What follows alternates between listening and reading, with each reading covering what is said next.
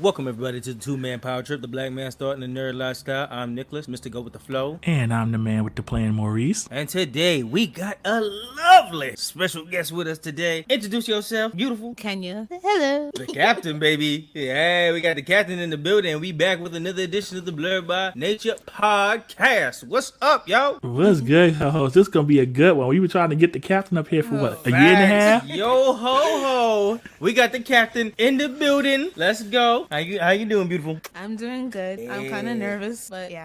Nah, you good. Sweet voice and all. Black Anime Podcast number 202 out here. What's up? Let's go. Don't worry, those nerves will go away on their own as you go along. You here with the good peeps. Oh yeah, man. Right, so about to dip into Vibe Guys? Sir. All right, let's dip into some Vibe Guys.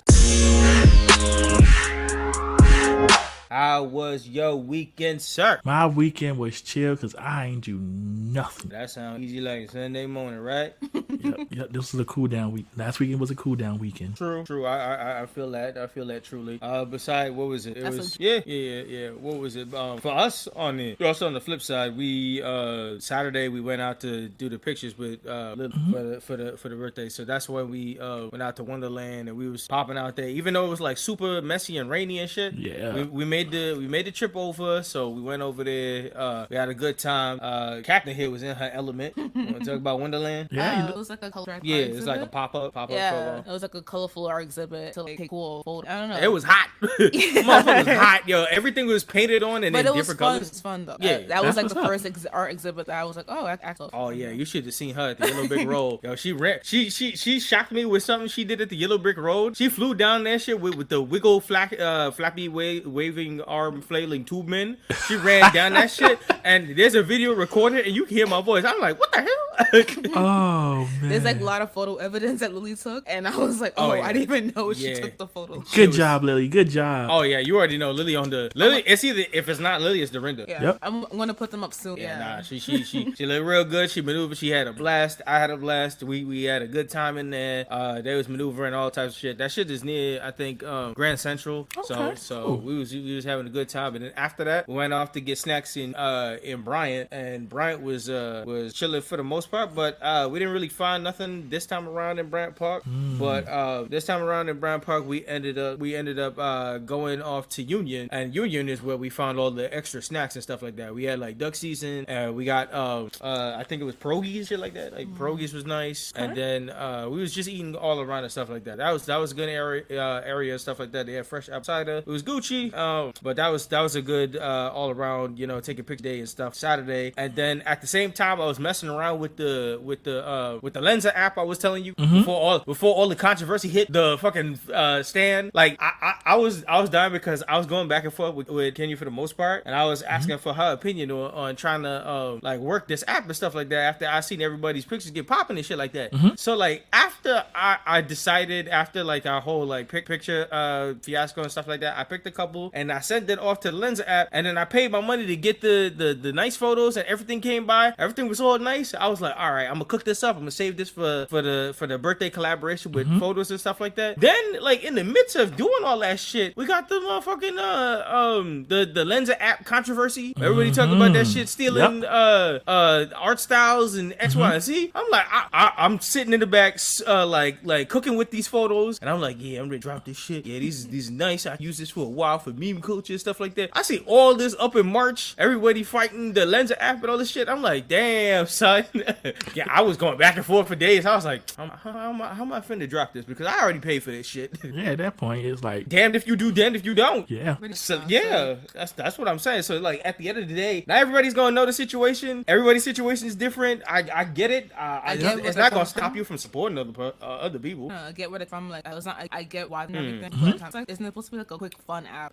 Time to cop. What's your thoughts on this so far? It's some stuff that's gonna have to be worked out there. Yeah. This is wind up is probably gonna die down at some point. And it'll just become become another tool. It's definitely a trend for the now. I don't even see people using this shit going into like probably January. That probably is gonna lose steam by then. Yeah, it have its 5 minutes, 15 minutes in the sun, and then like I said, it'll go away, but it'll be developed as a artist tool at some point. Yeah, and I'm pretty sure. I don't know. I feel like it's a beef now, but probably later it's gonna fixate into something like people can use to help their art or even something to make shit. Yeah, like Kenya was saying, I get the beef, and this happens every time a new technology comes out. Exactly. They always tell you, adapt or you're gonna get caught. I swear we talked about this before with how technology is changing everything, and we definitely have talked about either adapting or like kind of falling through the wayside. Yep, it's a constant change. Tech's gonna advance. You're gonna run into these situations where tech is gonna do what you do, or supplement, or do something similar enough to what you do, where you just need to have to adapt, change, utilize it, or fall to the wayside. Yeah, I believe that. So away from that stuff, even trailing back a little bit because Friday was my last day before I went on vacation. So everything was going well. I was doing all my work. I was covering for what needed to be, and everything was going well. The trainee was sitting by me for the whole time, and she was picking up on what information she could before times had to go and all that stuff. And I was finishing as much as I can and maneuvering and showing her whatever the hell she could do. Hopefully, shout outs that she handling the business that she need to be handling. But yeah, I was perfectly fine until dental decided to screw us last minute. They put up that shit on Thursday that I had to finish off like 23 other patients and shit like that. Wait, hold on. So the trainee came back? Yeah, she came back for that Friday, like all that because her son was sick the whole week. So she did come back for the last day to get some information and shit like that. So I finished off what I could do. Dental flipped us over by dropping that they had like 25 patients that needed freaking dental and stuff like that. I was like, that's a whole set. And then I was leaving on vacation, and then the head dental person was leaving on vacation. So I was like, yeah, y'all could wait on this shit. So I told the trainee, I was like, you can cover all my shit in off, even though like all the shit is covered. So if any backup shit comes in, you can handle that. But in dental, you could leave that shit alone. Yeah, too bad, so sad. They'll wait till you get back. Right. Like that's the epitome of prepare to others right there. Yep, that's it right there. Yep. So going into Monday and shit like that, I've been chilling for the most part. Monday was chilling. Head back home. Tuesday, can you come over? And then we went out to the hotel. It was rainy like a motherfucker on Tuesday. I didn't expect it to rain super hard. Yeah, it was. Yeah, it was a mess trying to get the Uber and coming over to the hotel and shit like that. But yeah, we came over here. We've been chilling. This nice little place. We've been chilling, watching movies, and for the most part, Mackin Wednesday we went out to go pick up some food for the refrigerator and shit like that. And then today we went out for dinner. Nice. How was dinner? Our dinner was good. We maneuvered around Burgers and Lobsters. It was extra heavy up in there and doing the I didn't expect it to be so packed on a Thursday. Like we went into Bryant Park for a second and you remember all them people that got congested in that shit? Yeah, 10 of people ice skate. Like yeah, that shit was heavy on that. But yeah, that's kind of it for the most part. We've been chilling on this your boy birthday here. Oh yeah, shit. All right. You tell the story. Go ahead. So we're in. I bought a bunch of decorations, and so I had to figure out how to decorate while Nick was sleeping. Because the thing was, he sleeps. Sometimes he jumps up, and I was like, oh great. So I had like 20-30 balloons in the bath, and I didn't want him to come into the bath. So I had like a big 2 and an 8, like a giant 2 that was the size of me. I hid that in the shower curtain. I hid it behind the shower curtain. I hid all the balloons, so it was piled up. Everything was there. So I was like, okay, please don't look behind the curtain. Don't take a shower or anything. And then I was like, I can't decorate while he's sleeping because he's gonna hear. So I was like, how do I get him? So I came there and I was like, I have like a few things in the morning, so you can't be in the room. I believe hook, line, and sinker, bruh. Like Good job. She sold me on that interview shit. I ain't question that or nothing. Like I'm like, yeah, that sounds about right. She had an interview around like 8:30 and stuff like that. We was eating breakfast and shit like that. I was even caught up by the time. I looked at 8:30. I was like, oh yeah, don't you got an interview to do? So I played it off so well. He didn't notice nothing. Every time he went to the bathroom, I followed him to make sure he didn't touch nothing. He kept going to the door. I was like, stop going to the door. I was like, listen. She just lucky I didn't need to shower at the time because I did not check back there at all. I just used the bathroom, washed my hand, and I walked straight out. I didn't see not one drop of nothing or a thought of anything. So he left, and I was like, okay, go time. I need 30 minutes. So I The balloons were already good to go, so I just had to stick on the wall, find a place to put her. Okay. I was like, good. He didn't notice anything. He came back. He was like, oh, okay. I walked in, and the second when the realization hit me, I was like, oh fuck. You got. I hated having to lie. I hated having to lie. It was for the greater good. Yes, thank you. I respect the game. She knows how to maneuver shit. Knows how to decorate super well, and she for the third year in a row, she maneuvered on my ass, man. Yeah, I had to decorate for you. Respect on that. Good job keeping the streak alive. Yeah, man. So how was your week? Oh Lord. Oh man. Is people still fucking up? Oh man, they always fuck up. Oh no. But like I said, by the time I got to Wednesday, I was too through. Oh Lord, already. Damn. Like y'all got me for one more week. That's the year-end project. No, it's just the urine people. Sound like niggas you don't want to break into 2023. No, it's just urine stuff, and they're doing projects. But honestly, it's like the projects they're doing, the way that they run them. I was like, at this point, I don't care. I was like, y'all do what y'all want. I don't care. What was it? I think there was a meme I seen at a certain point in time. They can't expect any serious work to get done before 2023 because it should be a federal offense at that point. I was like, just know I will be out of here from the 19th, and I do not care what happened. He said, TikTok, I got now 10 days on the clock, bitches. Shit, I ain't mad at it. Yeah, I was like, okay. I was like, y'all got me. I got me for y'all ain't gonna see me. I got me for next week, and y'all won't see me till next year. So y'all better do whatever y'all trying to do. Don't come looking for me. You won't find. Facts. I can see you being just like that nigga Nas from YouTube. ODP sign. OD disappearing. Listen, if I even decide to turn on my work phone, I would just look at it and just like, hold that. red. Emergency red. I'm like, oh, yeah, put that phone right upside down. Facts. It ain't me though. Yeah, shit, it can't be me though. Yeah, I'm just like, oh wow. Wow. Exactly. Oh, look at that. Today's a spectator. As Facts. you should. Speaking of spectate, now it's time to go into our next segment. We are going in off the cuff. And this week is a long time coming. Hold on. I am gonna be that referee. R.I.P. to the referee from Celebrity Deathmatch, Miles. Oh, man, my goodness. I'ma say let's get it on. This week's Off the Cuff is between the captain and Mr. Man with the Plan. Listen to this week. It's a long time coming. We are doing Off the Cuff about who is the best cheetah girl in your opinion and why. Let's get it on. Bing, bing, bing. Oh, we really do this? Okay. Yes, we are. That's Off the Cuff this week, baby. Please, no one judges off the cuff. This is more like a inside joke. No, it's all the smoke.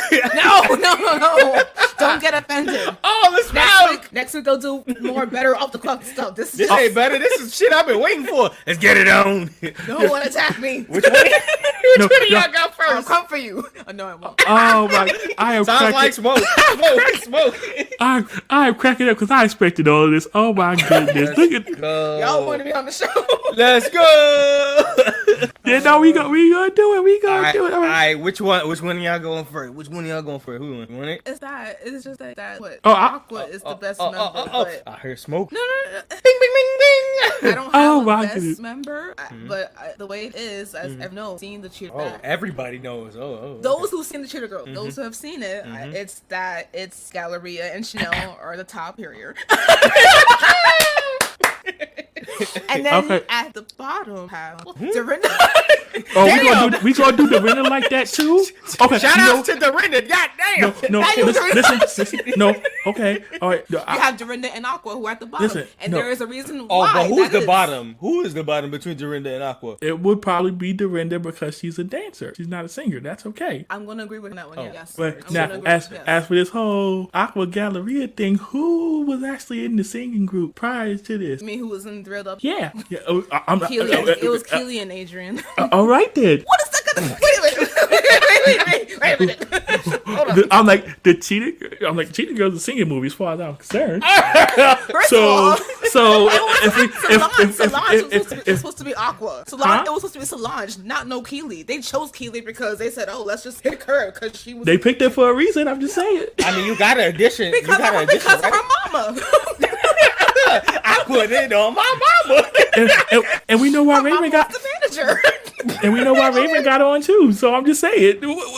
True. Wait, so hold on. I will say, I do think that when it comes to dancing, Keely, aka Aqua, she's a good dancer. I will always give her that credit. So any dance scene, I think she was killing. But Ooh, that's a hot take. Oh, okay. No. Everyone says that, especially and Amika she was better. It was kind of going kind of low. That's a slander Dorinda podcast. That's a whole different movie. But anyway. I'm just saying. I don't know. Maybe they told Dorinda to hold back.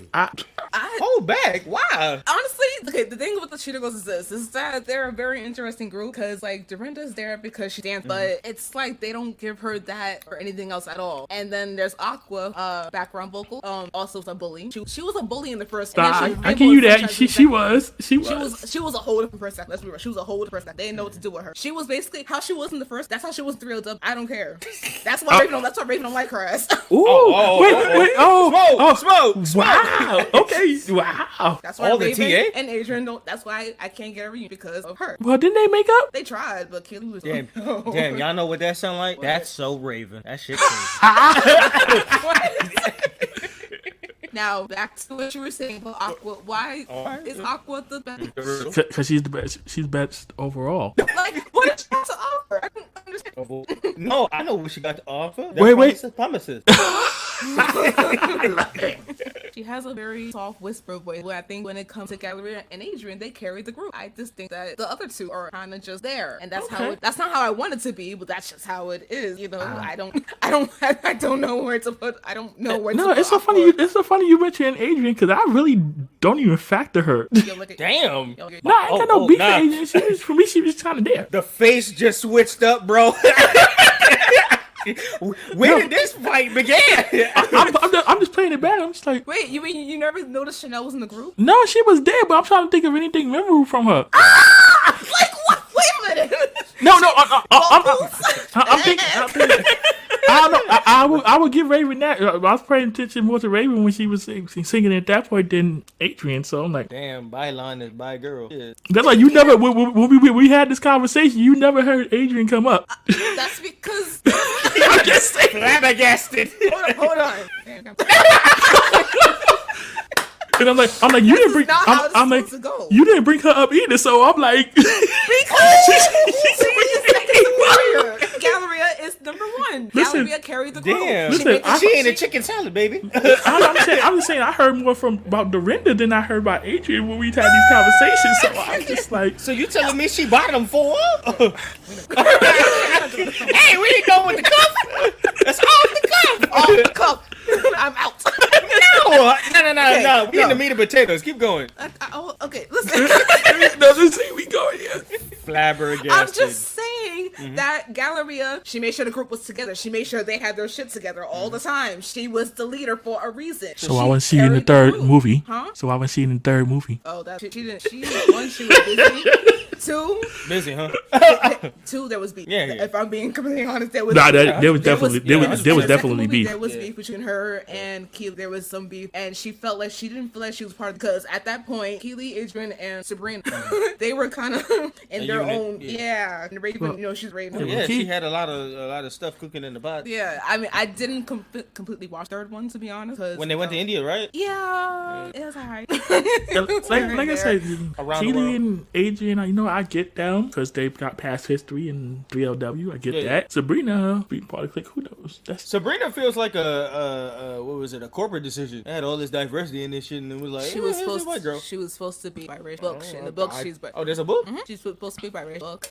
So it sounds like a corporate decision. The way they written her out, I don't know because I just found out like last year that she's so. Oh, she's Hispanic. She's Sabrina. She's messed. All right. Well, yes. Her name is Reba. McIntyre.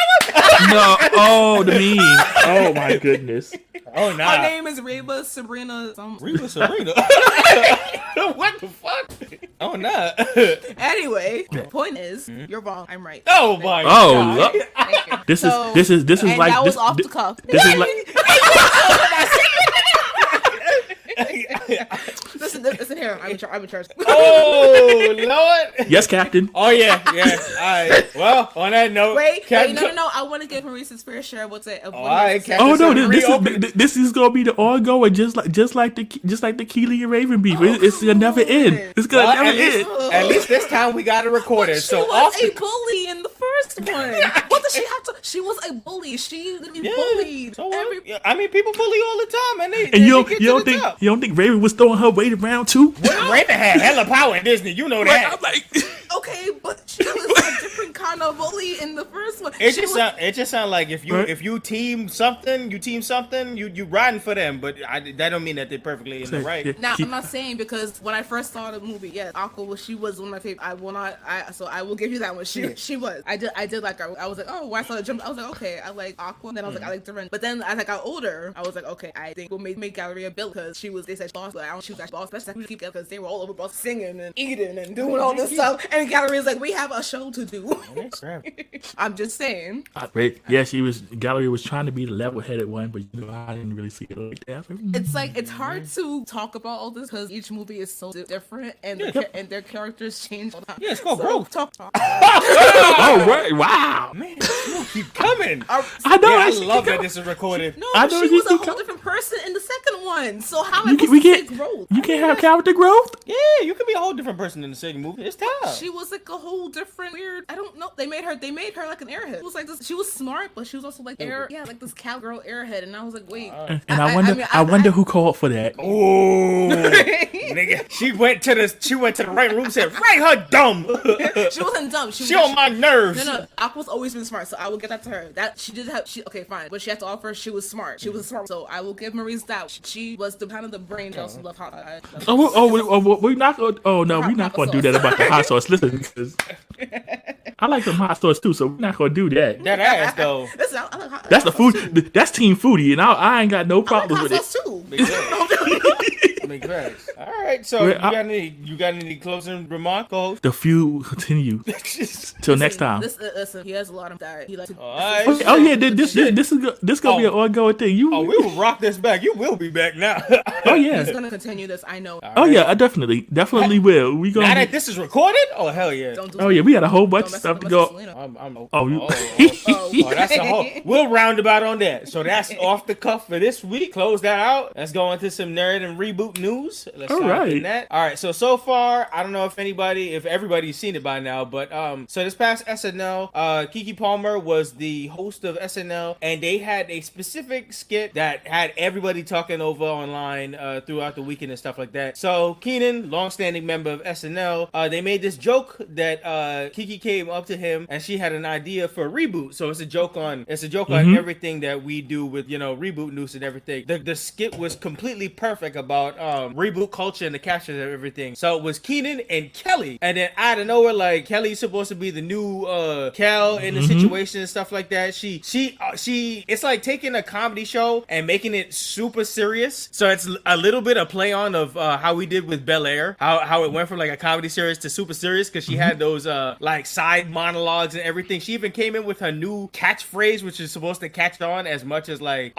here it goes. And she was like, "Here comes the bus," and it was even Keenan was in the back like, "Here comes the bus." What the fuck that mean? Every time she said it took me out. Yeah, I was like, I like how they gradually grew it. Like you heard, I was like, "Here comes the bus." That kind of sound lame. And then slowly, as it steamrolled, by the time you hit towards the end, they've said it so much that you actually start laughing about it. So like midway through, they start joking around, and then out of nowhere, you see Kel Mitchell pop up. Big hype, because this is a long time coming for Kel to be on the SNL stage. He was auditioning to be SNL since I think like Keenan did like freaking many years ago. So for him to put on his super acting chops out of that, he maneuvered it. He had time to like put on the dance moves and joke, and then he got shot. and then Keke, like, she was the baby mama for Kel. She was holding the baby all along, and all you hear is at the end, "Hell, oh no, here comes the bus." Yeah, shit was A1. That shit was gold. Everything that was a true definition of how you do deep writing, because not only did that make fun of reboot culture and everything surrounding it, especially it turning from like comedies to drama and shit like that, but like bringing back Cal and having a full circle moment and just having them all on the cast, it was amazing. And then on top of that, flipping her movie that she did with Jordan Peele,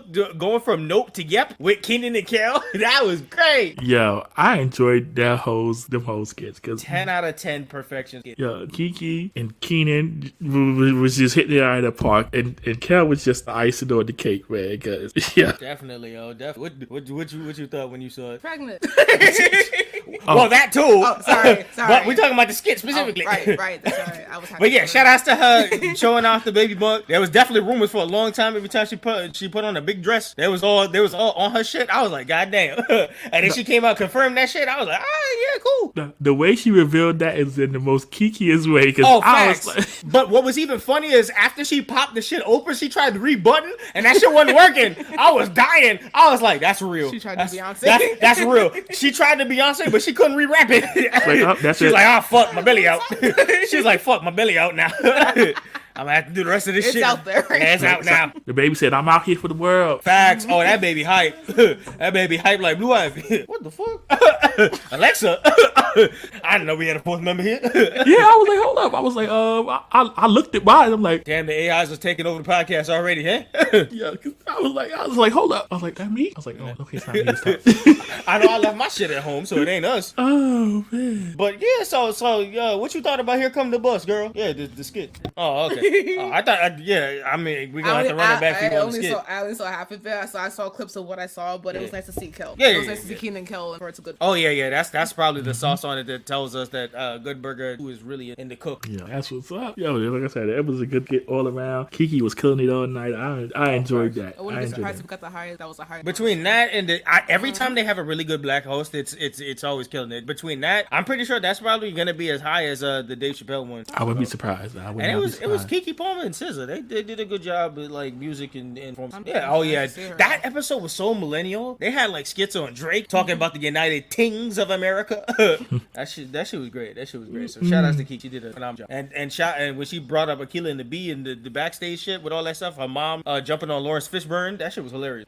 But yeah, so going on to the next nerd news, we just got the announcement not too long ago. We just seen the new poster on the Blue Beetle movie, so we getting that soon. I think is that supposed to be in theaters or is that simply HBO Max? All right, so shout outs to our Cobra Kai boy Miguel himself headlining before he becomes our personal Red Ranger. You know, before he becomes Red Ranger, he gonna be Blue Beetle. I just want the whole cast. Fuck yeah! All right, there we go. Just bring him. It's my agenda, and if he does some fancy kung fu moves and all this maneuvering in a suit, then hey, my prerogative is still working in. But yeah, shout outs to Miguel getting his role in the Blue Beetle. The poster look fire. I'm excited to see whenever they cooking up a trailer. I think that's just supposed to drop in March or May. I think around like between March to May. So when that drops, hopefully that means the trailer should be coming soon, and that'll be great. Hasbro, do the right thing. Yeah, Hasbro. I like how you drop a action figure about the daughter, but not the main nigga that we rocked through majority of the time. Like it was mainly Miguel and oh boy through like most of season 1. How the fuck how Miguel not the first one y'all want to make a toy out of? I don't get that. But yeah, right that wrong. Definitely Joe. All right, so beside that we got so after 90 years Disney decided to remember their original. Before there was a mouse, there was a rabbit, and we gonna give where you going? And we gonna give respect to the rabbit, my son Oswald, in a new animation on Disney Plus. They brought back Mickey's long lost brother, the rabbit Oswald, and they finally put respect on my son's name with a new animation finally on Disney Plus. I think it's probably like a 5-minute showing or something like that. But I'm always happy that they give respect of the legacy characters. And I mean, I always wanted to see Oswald come back and new shit. I always loved Mickey and Oswald working together because that's his bro. Yeah, it's always nice when they dig into the vault like that. Exactly. So I mean, I don't know why they threw away this character for so long. Like just bring Oswald back. I mean, he part of the squad. Put him in like fucking Christmas adventures and shit like that. Y'all acting like y'all starving for characters. Like y'all can maneuver. So that works out well. I'm happy to see Oswald building. Next on the docket, we got I sent you the link on that, but we got a new Sentai anime finna drop, and it's off the energy of The Boys. We got the English name of it sounds lame as hell, but it's we got Ranger Reject, and it was named in America Go Loser Ranger. That is a terrible name, but it really is. But Ranger Reject is definitely popping. So I don't even even like how's that the Japanese name? Even though they use Sentai, so I don't know how the American name is not Ranger Reject. But nonetheless, think of The Boys meets Power Rangers. That's the vibe I'm getting off of that, and that's all you need to tell me on. That sound like blood, power, corruption, a low level nigga trying to survive super powerful. It sound like a putty from the ground that can't grow trying to survive Megazords trying to jump him. Wow.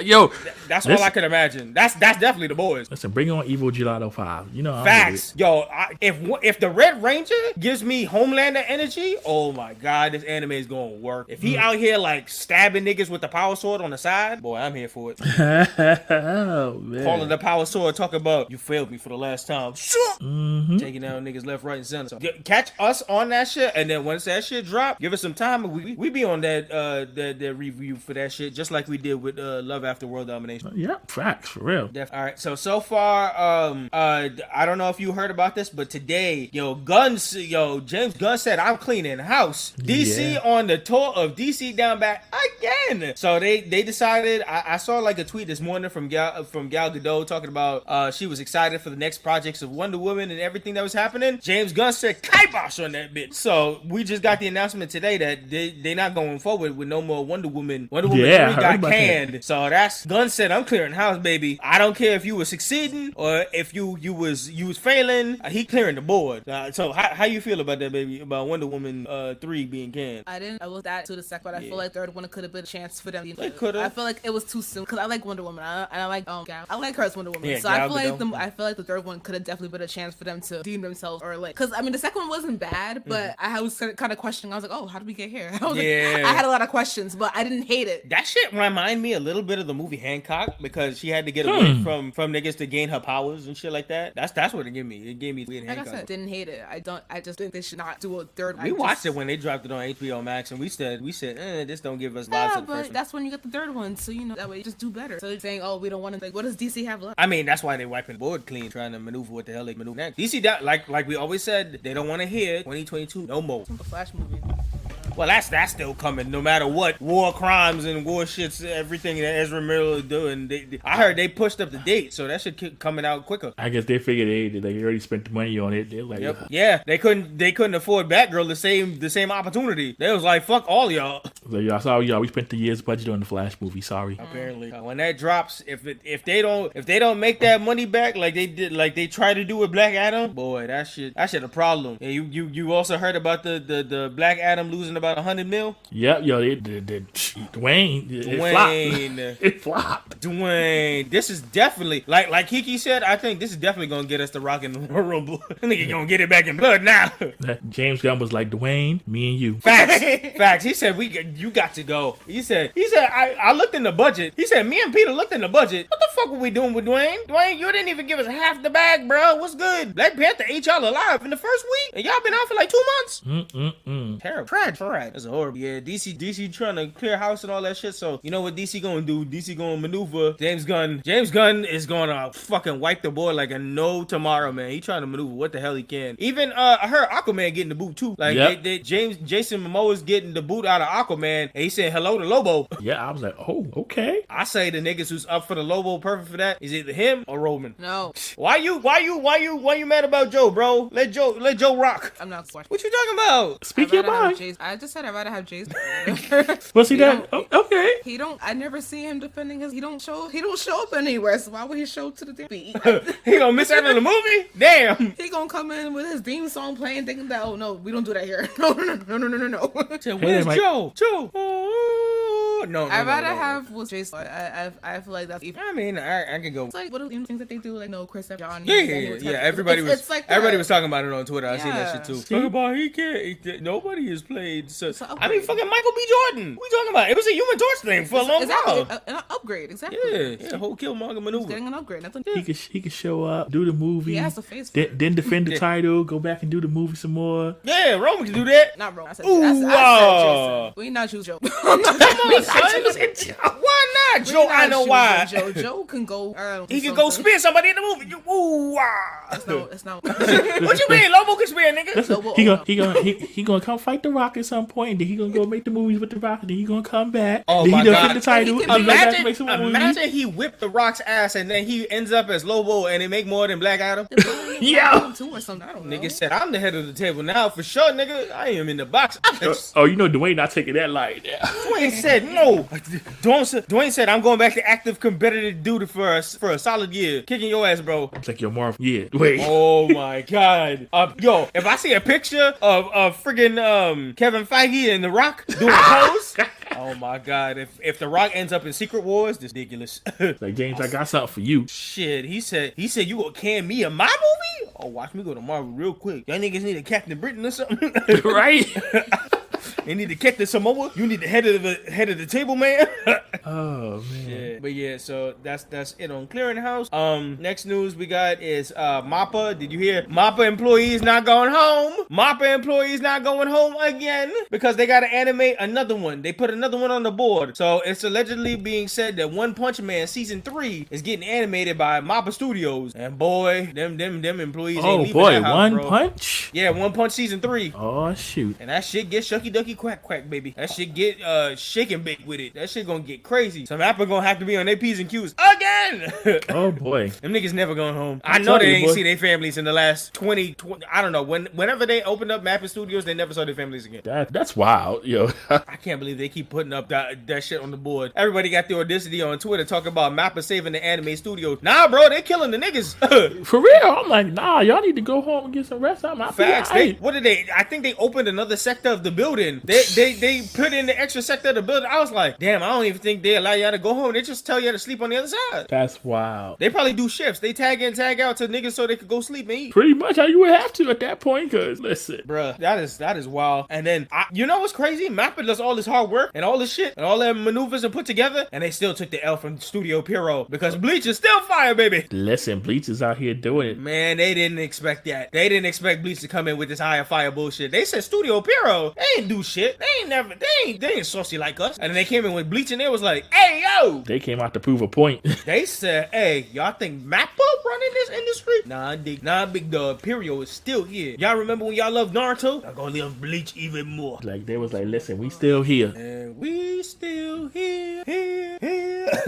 So, all right. So that's it. And the final news of today is the news that's been kind of dropping as the day is going along. So today was the Game Awards and they dropped a whole shit ton of trailers and upcoming new shit and all this good stuff about Star Wars Jedi Survivor, like the sequel on Jedi Fallen Order and shit like that. That look popping. They dropped the Street Fighter 6 release date is gonna probably come around like June. They dropped more videos on Mario for the movie and stuff like that. And most importantly to me, they dropped a new trailer on Tekken 8. Shit look beautiful. They brought back Jun Kazama from Tekken 2. She ain't been canon since then. Shit is heat. I am so ready. Everything looks beautiful. Paul look completely different. Law look crazy. Like shit is lit. Everybody looks so detailed. So Harada was right. He said don't ask me for shit again, and he was 100% right. Shit, I don't blame that nigga because that shit look like hard work. Niggas the characters, every one of them niggas look like fucking pseudo Super Saiyans now. All of them is brolic as shit. So yeah, I saw the trailer. Nice. So yeah, so that's big kudos, and I love Tekken, and they dropped a new trailer on my birthday, and it's Tekken 8. Everything worked together. I'm 28. It's all beautiful. The numbers all line up together. Very nice, right? Yep. So that closes off. Wait, hold on, Cole. Oh, you got something? So we not gonna talk about it? Well, what we about to talk about? So Captain. So I've been messing with Nick about this for a while, and so you know what comes out today, right? No. Why are we laughing? I was like, I thought about it for a second. I was like, yeah, now I remember. Why are we laughing? Here's why we're laughing. So the mean one, the Grinch movie, comes out today. It does? Yep. Yes. Yeah, I got messages I got emails from Rico talking about y'all coming through, and I'm like, I'm telling you. I don't know why I thought that was later. I saw all the reviews. They said that shit was piss poor. So I am staying my ass. If I'm watching it will be at home. I want that to shit watch is it. you can watch it when it's at home. See, me and Kay, you want to see it? Come on, you gotta come Exactly. down to it. Nice. I want to watch That's it. nice, niggas. Exactly. What? Oh wow, that's how you feel. That's how I feel. He just big mad. I know. Big mad. He's big mad because it's the Grinch. But when Winnie the Pooh, he's like, oh, it's Winnie the Pooh. Oh yeah. That's what I'm saying. That's what I'm saying. Y'all motherfuckers gonna say that? Yes, we are gonna say that. Okay, when that Bambi movie drop it, we all out then. Who cares about Bambi? Apparently, them niggas who's making them horror goddamn No one's movies. watching no Killer Deer. Yes, they are. Yeah, we're not doing that. Oh, yes, we are. Apparently, we are, nigga. If y'all trying to see the mean one, then we gonna see the deer one. I'm just saying. Is that the deal? Is that what we trying to do? How you gonna be supportive of Winnie the Pooh, but when your Grinch comes out, you're like, oh, we can't do the Grinch because he the Grinch. Listen, I watch all up in his feelings. Yeah, I'm all up in my feelings. Y'all was just in your feelings too. No, but the Grinch already hates Christmas, so it's Right? fitting. That shit. He's mean, so it's fitting. That's nice. That shit look bummy. But it's fitting. It's so it works so well because he's the Grinch and he hates everything. So it's like, So we gonna sing the song on the way into the theater? That's what we doing? hell yeah. All right then. Listen, I will drag him too. I said. Legs and arms, I will drag him. Swing him like a hammock. You're a mean one. Hey. See, Mr. Grinch. See, the plan is coming together. Bullshit. Ring the bells. Alright, man. You can wear your Grinch thing. Oh, I was just about to say that. I was Hell just about no. to say I that. ain't wearing that shit over there. Nah, bro. I ain't wasting my shit for that. I don't know why man. I think it's the perfect. I don't know why. I don't. Winnie the Pooh, however. Alright, no. When Winnie the Pooh pull up, because that was the first one that was announced, that's we definitely gonna see Blood and Honey. That's different. Nah, it ain't. Winnie the Pooh is a nice, friendly bear who just wants to. Until you leave, and then that nigga become hungry. No, Winnie the Yeah, Pooh over was time. Never, Winnie the Pooh was never tall. That is a man with a bear mask on. Go on. Yeah? No. It's like Ugly Sonic all over again. That's what Yeah, You know what? yeah. Y'all not No. It's the old image that they had of Sonic the first movie. Yeah, I know. Yeah. Well, you saw the Chippendales movie. That's what they used. That ugly Sonic No, design. I just pictured all Sonic and I just. Yeah, it looked hard. It was it looked horrible. horrible. It was terrible. That's not what I was. That's what I wanted to hear. Yeah, It's it was. absolutely horrible. I'm glad they changed that. Yeah, but yeah, nonetheless, nerd news over. Back to. Oh yeah, he big bad. His feelings are hurt. Listen, y'all. Pick up your You're a mean one, Mr. Grinch. That's how we go. That's how we strolling into the That's theater. nice. All right, we gonna pull up to that Bambi shit and watch Mama die, so Bambi can turn his Super Saiyan up and go kill these humans. Okay, you think I'm going to? Okay. Don't No, bro. Listen, we'll be there for Winnie the Pooh too. Bambi is not my favorite, so I know. don't care. I know. I'm talking about co-hosts on this one. This nigga was upset last week. When I told him about Bambi, they was like, "Wow, why Bambi?" I mean, Lord, they set it up real good. I mean, the motherfucker took out his mama. I like Bambi done been through enough. Exactly. That's why he getting revenge. Right, the Grinch. This is just a natural progression for him. Same thing for Bambi. They killed his mama. It's more natural for the Grinch. And it's natural for the Bambi to get revenge. Why the hell is niggas in the neck of his woods killing his mama? Oh, this is gonna be fun. Shit. I can see you in the theater with your arms folded like bullshit. The Grinch himself watching. Oh, nah. My arms gonna be folded like you watch Dragon Ball. Ooh, I knew you was gonna bring that up. We have to go there. We have to go there. I'm gonna look up there like. He was keeping that one in his pocket. I wasn't doing all that, but whatever. Kept looking up. Who that green man? like fucking 45 minutes into the theater. I'm like, hey. Who was Fiddler? Who was that? Piccolo? Not doing Piccolo like that. Oh, Not the only black man in there. Oh man, he's the only That's a person. black man. He's the only person of color we recognize in that show. You know what? I'm not. Piccolo was a black Y'all man. not coming for me. Piccolo was a black man. All right, well, nonetheless, let's shift over. It's time for the main event.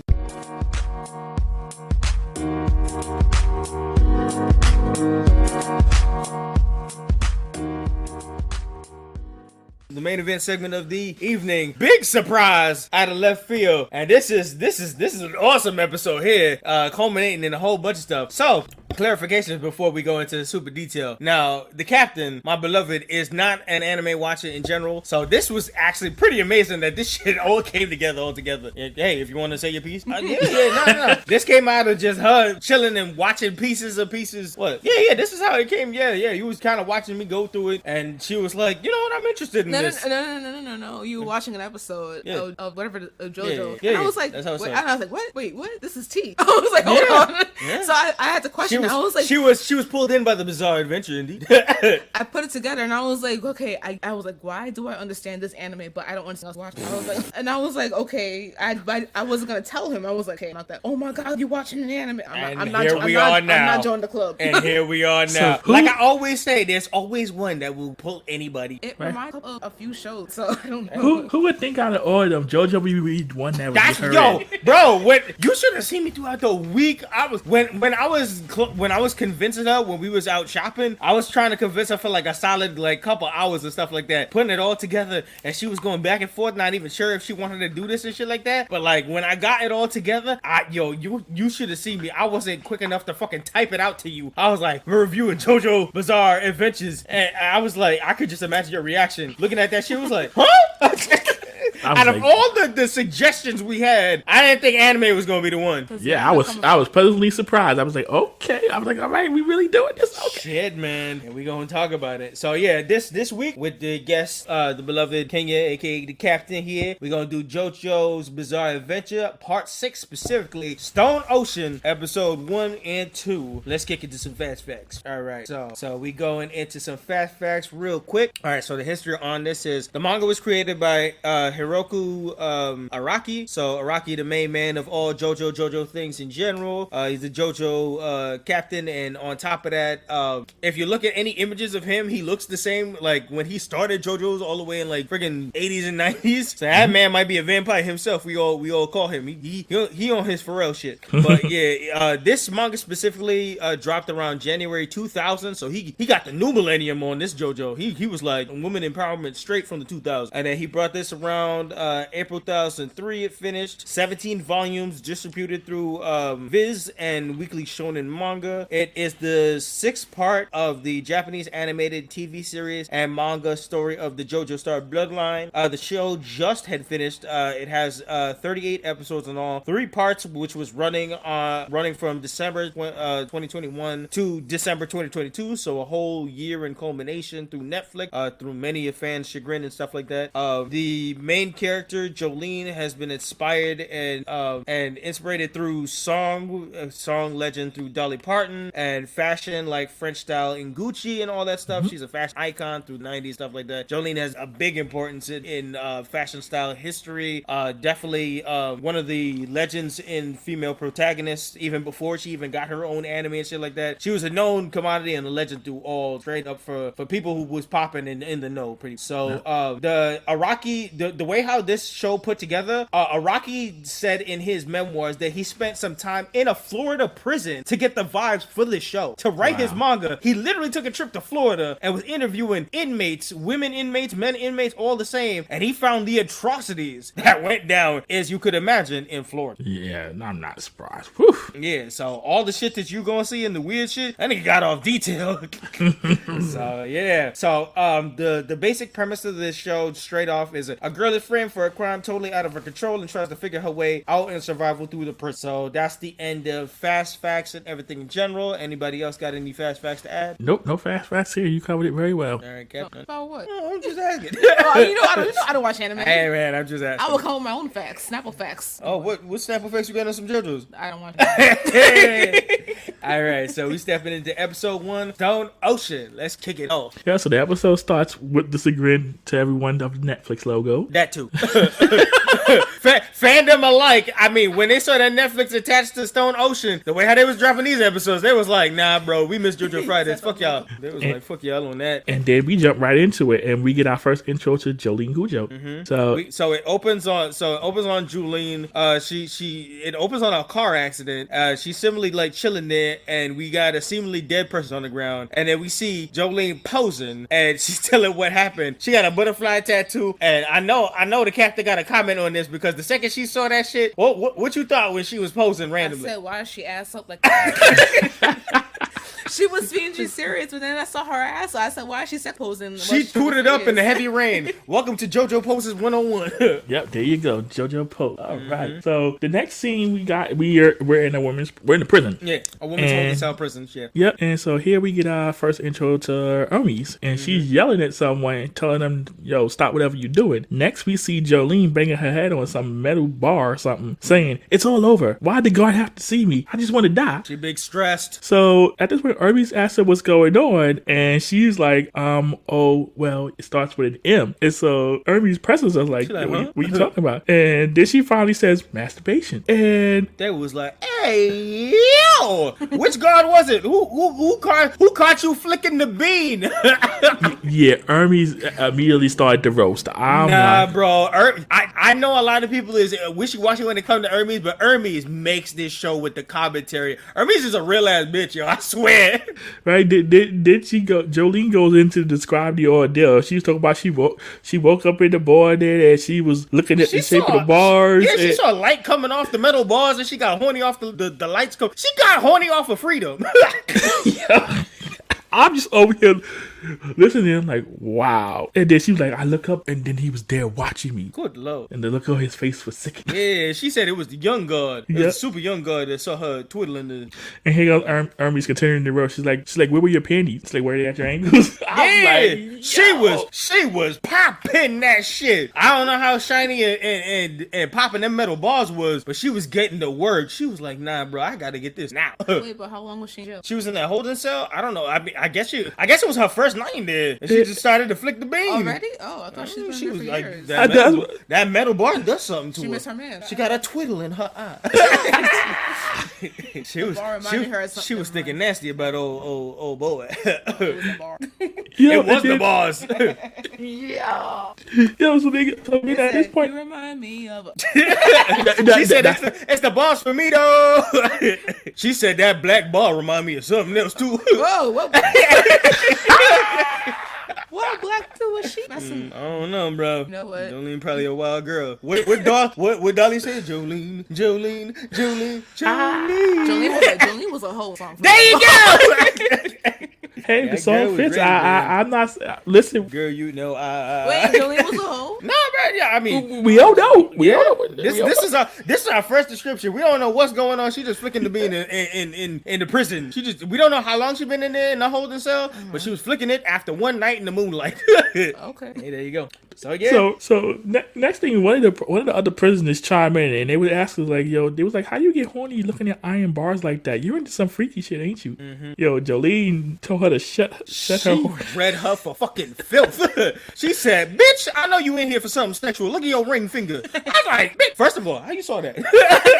Second of all, how you calculating this shit? I like how her demeanor went from, oh God, I'm stressed, I want to kill myself, all that shit. When that bitch started talking, it was like when you have an A-B conversation and C steps in, she was like, bitch, nobody asked you. First of all, I see a nasty ass ring finger. You probably flicking the bean in a local deli mark or something, and that's how they caught you and put you in prison, bitch.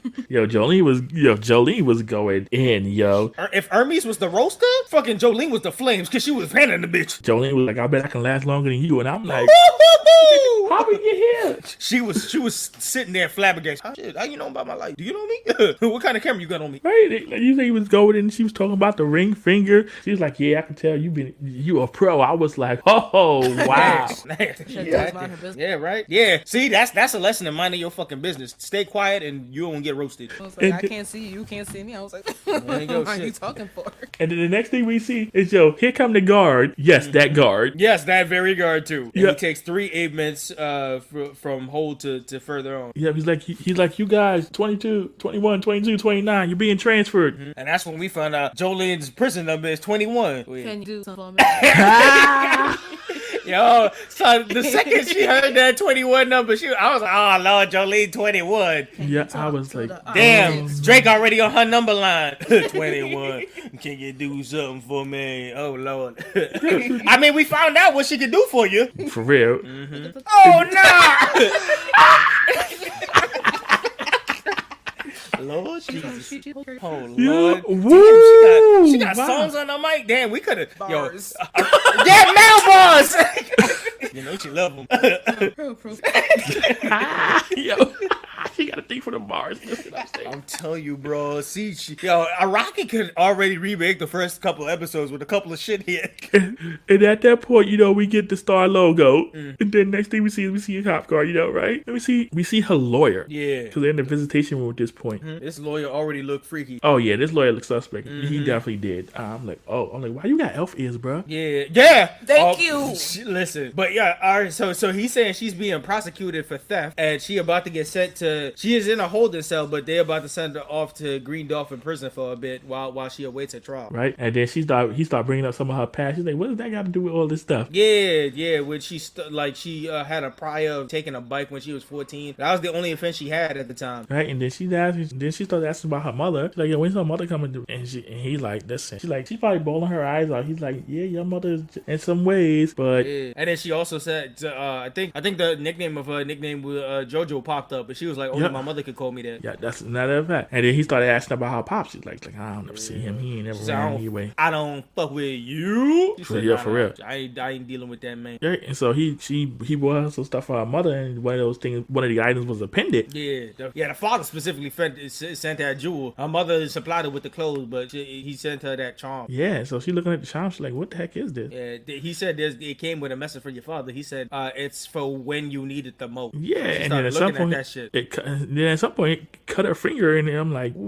her finger starts spewing blood. That shit started spewing like a motherfucker. You thought that fucking window would have started spraying, but apparently nobody saw it at the time because we as an audience saw that shit bleeding. But then they was like, why you yelling? Why you screaming? I was like, motherfucker, don't you see the blood flying? Right, and then she opened up the thing. It was like a little sharp piece in there along with a picture of Jotaro. Yeah, so we got a picture of Jotaro, aka. So it's a picture of her mother and father in there. So that's our confirmation that Jotaro Kujo is her father. Now Jotaro is the protagonist of part 3. So he a marine biologist and he the main guy of part 3 in JoJo. So he's a come around character. So this is of the time of his daughter, and she don't fuck with her dad. Heavy Goku vibes. Yeah, or Jing or all that. I don't fuck with anime dad poppy shit. And she literally said that prick's never here. I was like, oof. Yeah, they was like he a famous marine biologist. So all that was described as he rather mess with dolphins than his daughter. Oh yeah, and she was like, screw that. She threw the pendant down threw the pendant at the wall. The pendant went down the sewer. Yeah, and then she looked at her finger again, and that shit healed. She's like, what the fuck? It's like, what was that? No, see that shit? Right. Okay, all right. Right, so in the midst, she's starting to get she gets transferred off Green Dolphin. And then next, while you're in the prison transfer bus, we see Hermes again, and she's just giving her like the little info on the new prison that they're going to, right? And Jolene makes it apparent that she's definitely innocent in this situation. Yeah, she's like, listen, I ain't do it. She said, nah, I'm about out, boy. They can't lock me up. She's like, nah, I'm tired. She's like, no, it's like, it wasn't me. So they chilling off the ops in the bus, and then out of nowhere, Jolene overhears the guard in the front talking, and they explain the shit that's going on, and she repeats it to Hermes. She like, I swear we heard that, and she was like, what you talking about? They didn't say nothing. So so some guard came to the front and started explaining the exact same thing that Jolene said, and she was like, wait, what the fuck? Didn't you just say that, my nigga? She's like, oh, okay, yeah, but Hermes was like, hey, yo, what the fuck? So Hermes, we officially meet Hermes Costello. She said her full name, and she said what she in for. She said she in for robbery on the second offense, and they locked her up. Yep. I said they locking her up and throwing away the key because she black. She stole the deli cat. That's why she's in there. She stole the deli cat. And she got in the truck. I never heard someone going to jail for stealing from a deli. She stole the manager. Robbing while black. That's what she did. So that's why she definitely going to jail. But I like her attitude. Yeah, like he robbed the store and took the manager. I mean, that's your badass tendencies to me. She stole the cat. Stole away. I mean, yeah, probably. She's a bad. I mean, that's the energy Hermes pulls off. So yeah, she don't take no shit. So at this point, we get our intro to the prison. Yeah, we get the surroundings and a detail of Florida in general. Yeah, I'm like, oh boy, look at this whole island. Man, listen. Yeah, they talking about the Florida, the Green Dolphin is also named the aquarium for people. Yeah, like the jail houses many men and women of all kinds and a whole bunch of shit. Shit is crazy. Shit is crazy. Look, it's a company as strong as Florida could be. Right, this thing is huge. Yep. So after the description of everything we get Hermes is talking to Jolene about her like cash needs in prison. She said, yo, run up, like real talk, you're gonna need a bunch of cash in that. Right? And she's like, listen. She's like, what you mean? She's like, nah, I'm just trying to warn you. She's like, listen, if you don't walk in with at least $100 and $200, it ain't gonna work out well for you. And she was describing specifically, she was like, I got some money here in these pockets and stuff like that. I have this and this. But she said, real talk, if you look at my scar, this is the wildest part. Yeah. She said she cut herself open and she fit like 5 20s in one titty and then 2 50s in the other titty. My nigga, what? You got a whole flash paper up in the personal L's of your titties? Yeah, I was like, wow. I'm like, okay. Jolene like haphazardly like did a pass by joke about her titties looking kind of big and she stuffing money in it, but she was like, yeah, legitly, I got monies in there. I'm like, boy, you're not getting like paper poisoning or something? Yep. No. Not all the TikToks. She went to the pink. Oh Lord. Yeah, because when Jolie pointed it out, she's like, "Yeah, but you didn't get your titties." I'm like, "Oh, she should." The look on Hermes' face was like, "How'd you know?" She a tough bitch, but at the same time, I'm pretty sure that paper poisoning the inside her body. There's no way you should be hiding money inside your titties. Well, obviously, we know this not her first go around. Isn't it? Well, that's how she learned her lesson. Commissary. You need to spend money. That's why they have people work for. That's why they call it for profit prisons and shit like that, because they have people work, but for like the smallest amount of pay like imaginable, and then people also like send money into like loved ones trying to go through the jail process and stuff, because that's how you buy supplies, or that's how you do trade-offs. Sometimes it's not money, it's what the jail thinks of as like currency. Like people could be selling cigarettes or like their own body or shit like that for supplies just to survive. Pretty at this wild point, thing in jail life. All right, you're jealous. Listen, especially Florida, my nigga. Everything you think about, you double it in Florida. So at this point, the guard, that same one, said 21, 29, we're here, getting off. Yo. You number 22, you not getting off. Hermes. I'm like, oh, okay. Everyone get off the bus of Hermes. That's sus, but yeah. Yeah, I was like, oh, snap. And why is it only the black one that got to stay on? All right, so she's walking with the guards, and she hears what's going on in the truck. Yeah, she overhears because of whatever the hell kind of situation she going on with her power. She listens in on a whole fucking police brutality going on in there. Yeah, they was like, they was wilding. They was like fucking some loan sharks and shit like that. They was like, you low on your payment, girl. So they was like, nah, we're gonna beat your ass until you give us that money. We know you holding out, bitch. So listen, I only got $50. They started wilding. They took the money they had, and then right after that, they started beating her up some more. They was like, you know what? Your titties kind of look kind of big. When is she hiding money in there? She was like, oh shit. They was like, yeah, we gonna follow them titties until some money pop up. I was like, yo, y'all wilding. They is going off. I'm like, yo. We didn't even get to the prison yet, and they already fucking racially abusing motherfuckers. Yo, they was straight up wild. And going in for the sexual assault for the whole three-peat now. So they was wilding. So like midway, homie was about to have the baton and beat the shit out of her. All you see is some string power all the way, kick it all the way to the officers. And all you see is fucking some ear fly off into the wall, only to realize that fucking one of the officers got his ear lobbied off by the goddamn string. And all you see is everybody hollering, because to them they couldn't see the string, so the string just fucking cut the ear off. Now that looked like old boy from the OG prison. So maybe the payback. Probably the big payback. Fuck. Right, I teach you to look at me when I'm doing my business. Well, there you go. Shit. I mean, if that's full circle like that, I respect it. I say, next thing she's trying to figure out, like, yo, this pen did. It's like, what's going on? It's like, it's all your fault, Pop. Yeah, she was like, I definitely, whatever the hell freaky going on, I definitely blame Charm. Whatever he did. So at this point, we're back in the custody jail. We see Elf Lawyer again. We see Lawyer, but if you notice, his ears are growing big, like some reverse Pinocchio shit going on. He don't got no long nose. His ears is just getting weirdly more elf. Yep, he get more suspicious as the time goes on. Like, yeah, you sus. But in the middle of that, he's interrogating her and he wants to test her memory. So we start to get into some flashback territory. Her and her old boyfriend Romeo. Right. So then now we start to get the story of exactly what happened. Yeah. And then we get like they in the middle of the car driving. They driving out and Jolene trying to be cute with her boyfriend. She said, we trying to maneuver some pet Nick King. She went from Romeo and then she started calling him Rochu. Oh, yeah, Mochu. Yeah, Rochu. Yeah. He was some fucking Pokemon or something like that. I was like, where you get Rochu? She was like, yeah, I trying to rock with that cute name Rochu. I was like, Romeo the Rochu? He ain't like that at all. He was like, he was like, cut that bullshit, yo. I thought he was gonna hit her. I was like, shut up. I mean, the way niggas be acting up, shit. Yo, and she got rocking with it. He's like, nah. Like, this ain't it. This ain't it. Please. It was like we got the origin of the JoJo nickname as well, because she was talking about how important it was that her mom gave her that nickname. Right, and then he at that point he was like, nah, I'm good, but nah, give me a sip of that. Give me a sip of that. What you got? He's like, nah. Yeah, she was like, fuck out of here. That shit got alcohol in it. And I said no. She went from that cute shit, and the moment that nigga tried to grab for alcohol, she said no. I was like, oh, okay. And then next thing like, Romeo, look out! And then boom. Said, oh damn, yo, son, freeze framing of that shit. They hit that nigga, and if you see, yo, that body went flying. Son got yeeted by this car. I'm like, that shit. If his glasses got stuck in the windshield, that nigga flew off like Jazz get tossed out of the house by Uncle Phil. Yo, for real. Well, I mean, they took the eye off the ball, and that's when they ran into the nigga. All here's I blinked too. I looked up and I saw someone like weird pose. I was like, where did he come from? Shit, they didn't see neither. So glasses done went through the whole windshield. Yep. And then she was like, Romeo, did we actually? And Romeo's over here freaking out. He's like, this can't be real. I can't believe this is happening. He's like, fuck, I'm going to jail. Right. So Jolene gets out of the car and she see old boy mangled up in the tree. Yeah, that nigga folded like a fucking laundry hamper or some shit like that. Yo, he was leaning over that bitch like fucking ribs first. Okay, not swing low. I got a song for every single thing. Go ahead. Yo, she's sexy. I got a song for all this. Well, I mean, it's right, because the sweet chariot is coming to take him home, because that nigga was dead. I got mixtape. Captain on the mixtape on the ones and twos.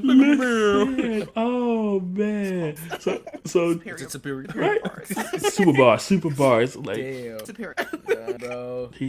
So Romeo was definitely freaking, and she was about to go for that 911. She said, we got a call. This nigga said, hell no. He's like, listen, don't do nothing crazy. Put the phone down. Put it down. And he said, I thought you loved me. Put that shit down. You gotta help me out. We gotta hide the body. You gotta prove that you love me. You said you loved me just a second ago, right? This nigga gaslighted the hell out of her in a scared situation, trying to save herself. Yo, he was trying to save and haul ass. There was a truck coming, and they was gonna see the body, and this nigga was already taking the body straight out the tree. He was like, Jolene, help me. That nigga was hollering. Yep. At that point, they was doing nothing but yelling. Only the truck was coming. He's like, Jolene.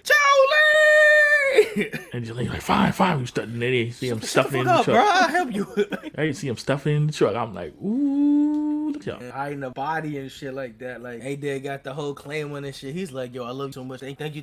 And you got to take the blame for me. I don't know how we gonna maneuver this, but I'm a save though. But you definitely taking the blame for me though, right? Yeah. Like, you say you was driving. I can't have this on my right. You gonna save me because you know I'm supposed to be an important person. You know how it is. Right. And so at that point, we get back to F. Lloyd. He's like, yo, Jolene, the prosecutors believe you stole the car and you were driving under the influence. I'm like, what the fuck? And then what was even the kicker on this shit was like, she was like, so wait, who reported the stolen car? And she was like, it was me and my boyfriend Romeo. But he was like, excuse me, no, he was the one who actually reported it stolen. She was like, this can't be happening. And then the lawyer asked her, like, was it you or Romeo that was driving? And she was like, I can't admit to that. And then he tells Jolene, he's like, Jolene, have you ever heard of a plea bargain? And he just explains to her what a plea bargain is. Okay, but before that, I want to say, I think the reason she took the blame like right off the bat with this, like right off there, is because that flashback that they showed us, because they explained to us that the incident that had happened so far is the DUI and the stolen car part, but they didn't say nothing about the body in the trunk. So at this point, I'm pretty sure she assuming she taking all the blame because she don't want them to like further investigate the body in the car, I guess, that they have found out at the time, because obviously she hired that lawyer and he's giving all the business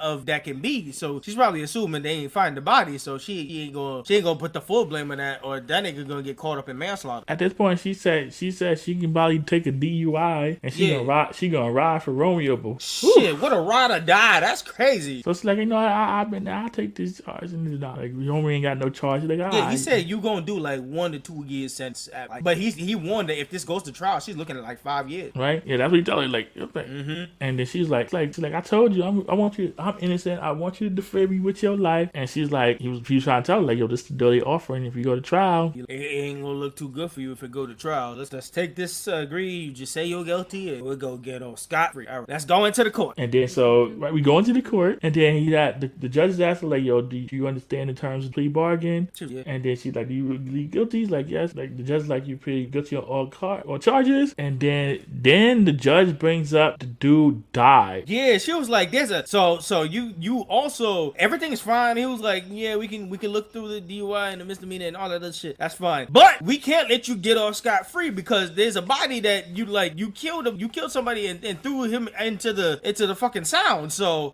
you hit a body from us and killed somebody and you obviously like disposed of the body. So obviously we're gonna have to up this time on your ass because you admitted to everything. She's like, hold up, what, huh? Yeah, when he said the person was still alive, she's like, whoa, roll that back. She's like, oh Lord. She was like, wait a minute, come together. And she's like, what do you mean he's still alive? Yeah. And then she asked the lawyer, like, yo, what she talking about? He's still alive. And Mr. Elfman is done grew a whole lot. Oh, yeah. That's when he had the evil, the menacing logo was following him completely. You already knew the fix was in. The fix was fucking in. I was looking at this. I was like, oh, shit.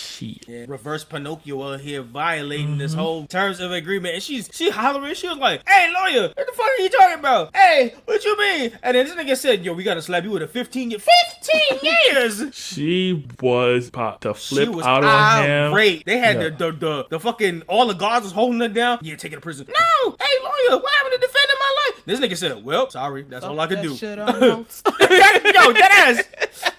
I'd have whooped his ass right in that courtroom. That nigga said I did the best I can. Have a good life. What? So I gave my He said, don't forget the check gonna be in the mail for me, right? Bitch, what? Like, nah, if I'm getting 15, you gonna drag me off this way. I'm gonna get me my piece before I go in. Before I leave, my 15 gonna be 30 because there gonna be another dead body in right the courtroom. for real. I'm like, what? This nigga walked away like, well, have a good bitch. Yo. Bruh, he had set that fucker up, and then as she getting cuffed and taken away, she pulled the string hearing on him to follow up with the lawyer, and the lawyer went to the other room, and he was like, yeah, everything is good. She took plea bargain, and she took all the damages upon herself. You're safe and you're free, Mr. Romeo. Dun dun dun. It revealed that her ex-boyfriend was in the old room setting her ass up. And I was like, you piece of shit. He was like, your dad paid him, so you are all good. Don't even got to worry about it. That bitch is going for a long time. She was like, Romeo! And she listened to that. She like, it was you. So I don't even blame her. Mm-hmm. That's Jailhouse Rock now. That's a whole revenge plot right there. Right, whatever happens at this point happens, cause. Yeah, that the fucking string went so far that it cut off the string popped out and it kind of cut her a little bit. She was in super rage. She was like, she couldn't believe everything that was conspiracy against her. Right, she was like, yo, this can't be life. So they threw her in the back of the wagon. Mm-hmm. Took her away. Now she going to Green Dolphin officially. Now we back at the prison with Lady Spikes over here. I'm gonna call her. Yeah, fucking looking like a coconut. Yo, I'm telling you, Araki spent perfect time in Florida because all of these human style characters look freaky as hell. Mm-hmm. So we see whoever the hell trying to have everybody pop out they cavity search and shit like that. So she said, yo, get naked, specifically drop everything, drop the panties, drop everything. And she was like, now get down and spread them butt cheeks and cough. Nah, she went down on. She said, you want me in this position or that down position? In the valley. Yo, she was popping the booty cheeks, and then she popped up on her back and shit like that. She said, you rather this position? Like they was big wild. She was like, FE40536, you heard me. Yeah. She was like, oh, you gonna get a full pose off this. Shit, she wish she was FREE. Like, fuck nigga free. Like, nah, bruh. She said she gonna fuck with these niggas while they here. She was like, if you hear that number anytime, it don't matter where you at. If you're in the toilet taking the shit, it don't matter, you gonna come. Pull up. Yeah, she taunts them with her new poses, and she does her mugshot. Yeah. And then when she pop out with her mugshot, that's when she sees old crooked lawyer, old elfy ass lawyer, trying to leave, and she follows him with the string and shit. And in the midst, he talking to the warden. He talking to the warden where we probably we don't get his official name till probably next episode. My son was looking extra freaky with them fucking eyes. My son looked like a standing up coconut with a couple of bean eyes.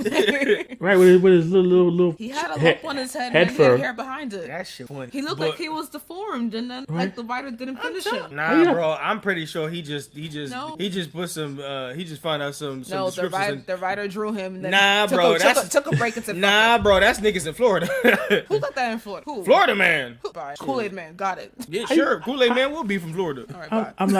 I'm like, let it go, bro. Let it go. Alright, man. So somehow at some point she gave the warden a letter because she like the lawyer was fake being sad that he fucking failed the case, and he was like, oh, woe is me. Oh, grind yourself. I really thought I could have done something, and the warden was like, you did the best you can. You a good lawyer. Don't worry about it. Some people are just trash. And then I was like, yeah, yo, fuck this warden. But he was like, before you go, your client Jolene sent you a little letter, so here you go. I checked it for the context, so it's okay. You ain't got nothing to worry. So that nigga read that shit, and he was like, oh, she trying to put a little interesting shit on it because this nigga started to sweat. Yo, they fucking hot in this jail. So he started he started to pop out, and he went to his car. Then he read the letter. She was like, you'll never know. Come again. Listen, you gonna sweat every single day until next day, see, bitch. And then we got the string. Yo, the strings pulled up on this nigga. Said shit. I'm about to turn on the AC. Moment he went for the AC, oh yeah, Odie, the fucking strings is wrapped up all around that nigga neck. That nigga said, I can't breathe. What the fuck is going on? He's like, hurry, turn off, you stupid AC. Shit, this nigga's trying to fuck with his car and shit like that, trying to work the goddamn controls and shit like that. He's like,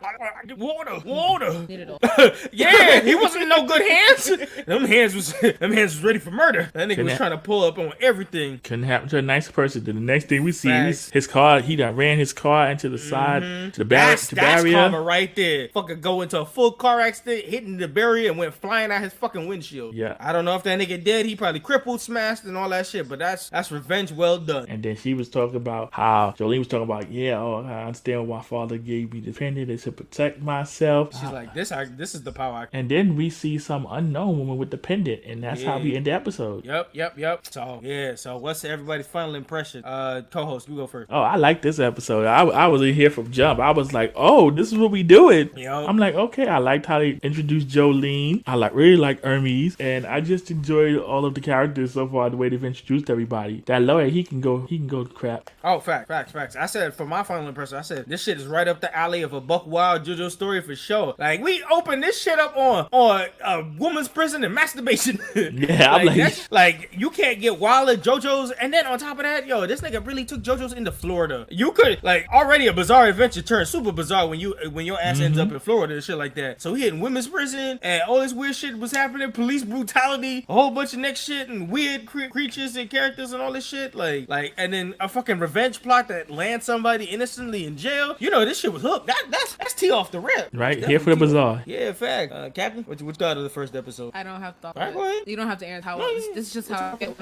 then power. Yeah, the charm. That's. So she holds on. No, she don't need it. So this is the final impressions for the first episode. So far from the first episode, we see that her powers got something to do with some kind of. Yep.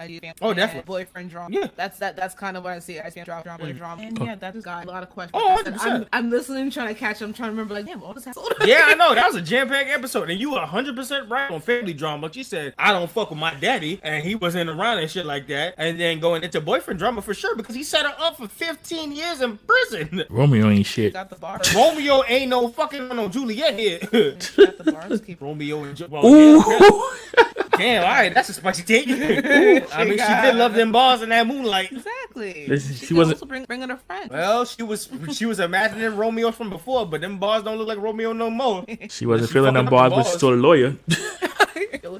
But like she said, after that masturbation fiasco, she said she gonna never flick the bean again. And Ernie was like, yeah, we'll see about that. Man, that first episode was trip, and this is the level of drama and stoke that you definitely want to continue that. So definitely for sure we can shift into episode 2, Stone Free Prisoner FE40536 Jolene Cujo. Oh, that's the name of the episode. Shit, FE40536. Copyright.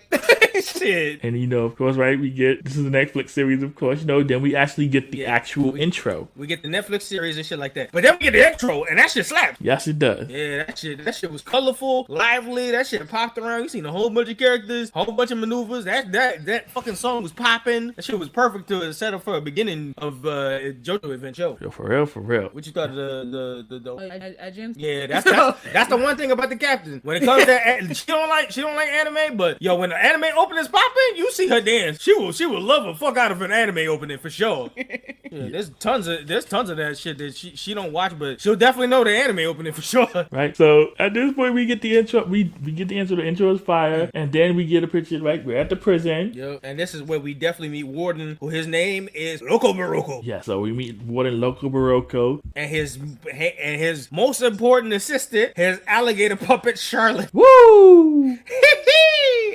Miss Flair herself. Woo!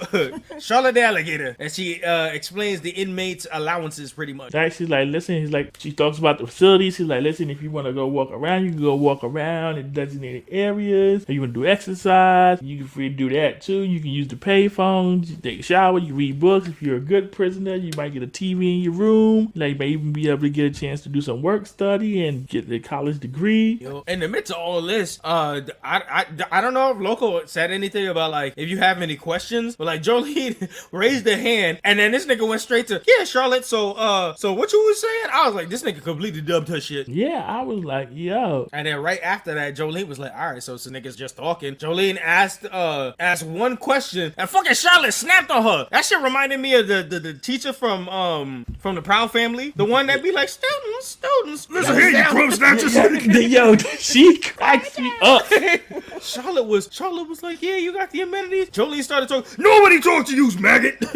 Right, I was like, ayo. And then he continues like, yeah, no, they're not allowed, inmate.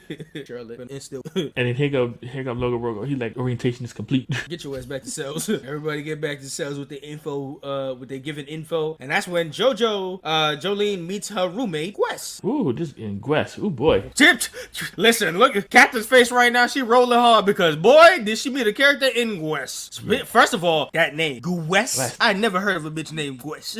So I'm already questioning shit because I'm guessing this bitch crazy. No, don't. That's my joke. Hey, I didn't know. That shit.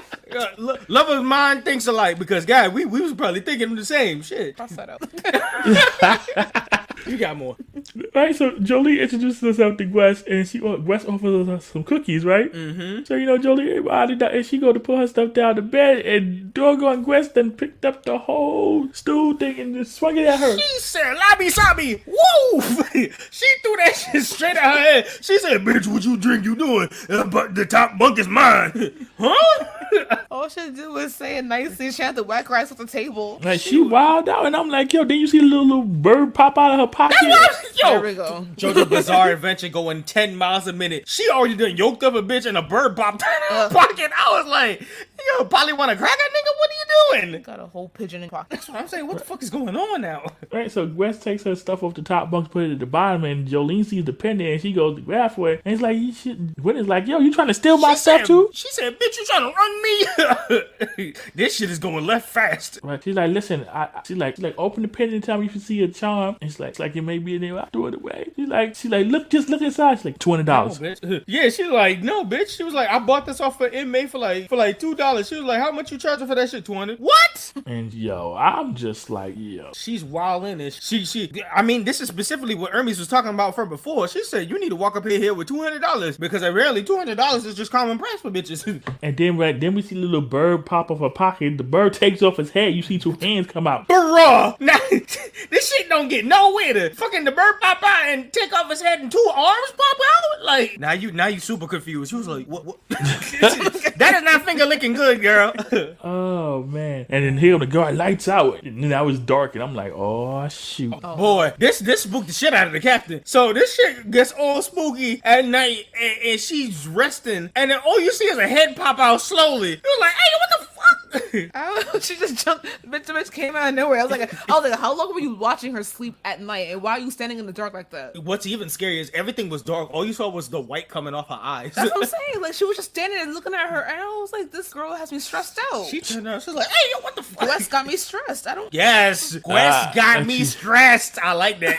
Jolene probably had flashbacks of the guard. Oh, facts. Oh, yeah. You don't want to see niggas at nighttime no more. I don't want to see her at nighttime. Shit, imagine she was flicking the bean and question. I break her finger and her bean. What are you doing? Bird. Oh God, and the bird popped out too. Oh God. Oh no. What What a KFC commercial is this? No. We go there. It goes there. Hey! Yes. Oh, we got names for these episodes. Oh my god. Oh my god. Sorry. All right, so so now we got Gwess full of pulling a whole bipolar incident. She gives back her pendant and she out here asking for forgiveness, even though like nothing's in the charm and shit like that. Gwess says she just a punk. That's why she acting like this. She a big puss, so she tries to act hard so nobody messes with her and shit like that. So she trying to promote friendship. So she's like, please forgive me for all the weird shit I've been doing lately, and just be chilling with me. So I'm about to go get some breakfast. So just meet me out there whenever you're ready. Right? It's like, I hope we can be close friends. And like, what? Yeah, whatever freak do. Man, listen. So she goes out. So Jolene goes to jump down and water. Yeah, this shit mad wet. Where the fuck all this water come from? And she dropped down and her pants dropped like first because I guess it was in her hands or falling out the bed. So her pants is now super soaked in probably toilet water. Right? And so now, next thing, like by the time she gets to the cafeteria, you see all these sold out signs. I'm like, yeah, everything done emptied out and shit like that. And Jolene's flabbergasted because they ain't not a goddamn food left and shit like that. She goes up to the lunch lady and she's like, well, that's the anomaly of prison. She's like, bitch, what are you talking about?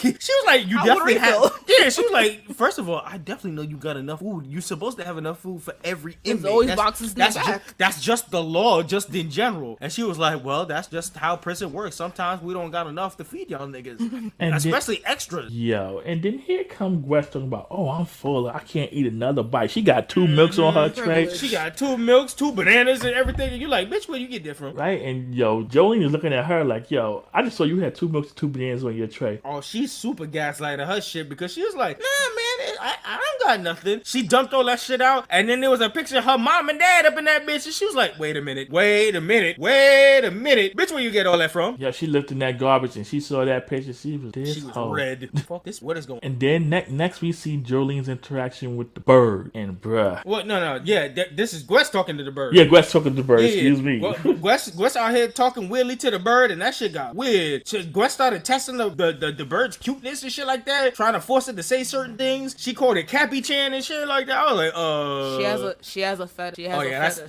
She's got a cutish thing fetish. Cutest, one of those like kinky fetish for animals. For cuteness and creatures and shit like that. Like an evil. She had a rat and a bird. That's a whole dealings and something else down the line. But yo, like she was rubbing on that bird and she was like, if you don't speak cute to me, nigga, I'll beat your ass. I'm like, hey yo, what the fuck's going on? Fucking the bird was nervous and everything. Talk dirt to me.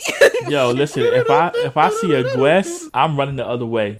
I mean the mere fact that she was palming a bird, I was already saying this bitch crazy. So yeah, no, it's time to go. I'm sorry, no exit stage left. Everything was off about this. First of all, the bird was trying to talk to her and she was having a full conversation. Then she was telling the bird to fly off or to fly out to like her hand and shit like that. And the bird was hella nervous, like the bird never flew before. And the motherfucker was trying to do maneuvers, and the bird flew up on one hand to the other. He was like, whoa, and she was like, birds don't go whoa, nigga. Ain't no whoa in here. She was like, I'm done with you, bird. And then she's about to yoke up the bird, and the next thing you see a little flash of her eye. She look at her hand and she see a banana. Like, the fuck? And then all you see is the string pull that bird, and Jolene grabbed the bird to safety. Right, and then the next thing you know, Jolene, she takes off the bird head, and then we just start seeing body parts fall out. We see a tiny body piece flying this goddamn bird, and you was like, what is going on? Yo, I'm really like, yo, what is up, what is down, because this shit is wilding. And then in the meanwhile, she grab it, she trying to figure out what the fuck is going on with all these body pieces. We got Gwess doing a high stand, fast ass walk going up the stairs, and she like, oh shit, Gwess coming. Right, so she used her power to grab the bird and the pieces that were on the floor. Yo, and then she looks around and she looks at the outlet and she was like, how did it drink outside? And then she looks around and she's like, wait a minute, fucking small, how did this happen? Right, and then here comes Gwess, it was you. Yeah, yo, Gwess popped out out of that corner looking extra hella scary, and she grabbed it up. She was like, oh, so you the one that stole my bird. Damn it, Wes. And then she grabbed her, and here comes the iconic part. She grabbed her and she walked her into the fucking cell. She was like, Jolene, and she yeeted her against the wall. Yo, she sent her flying. Shit. And Jolene's trying to like, yo, what's going on with my body? She was like, I don't know what the fuck going on. What are you doing? You are wondering how I got here. Yeah, fucking shit. And then she was like, yo, I need you to stop talking. He's like, no, stop talking. And then she threw a rat at her.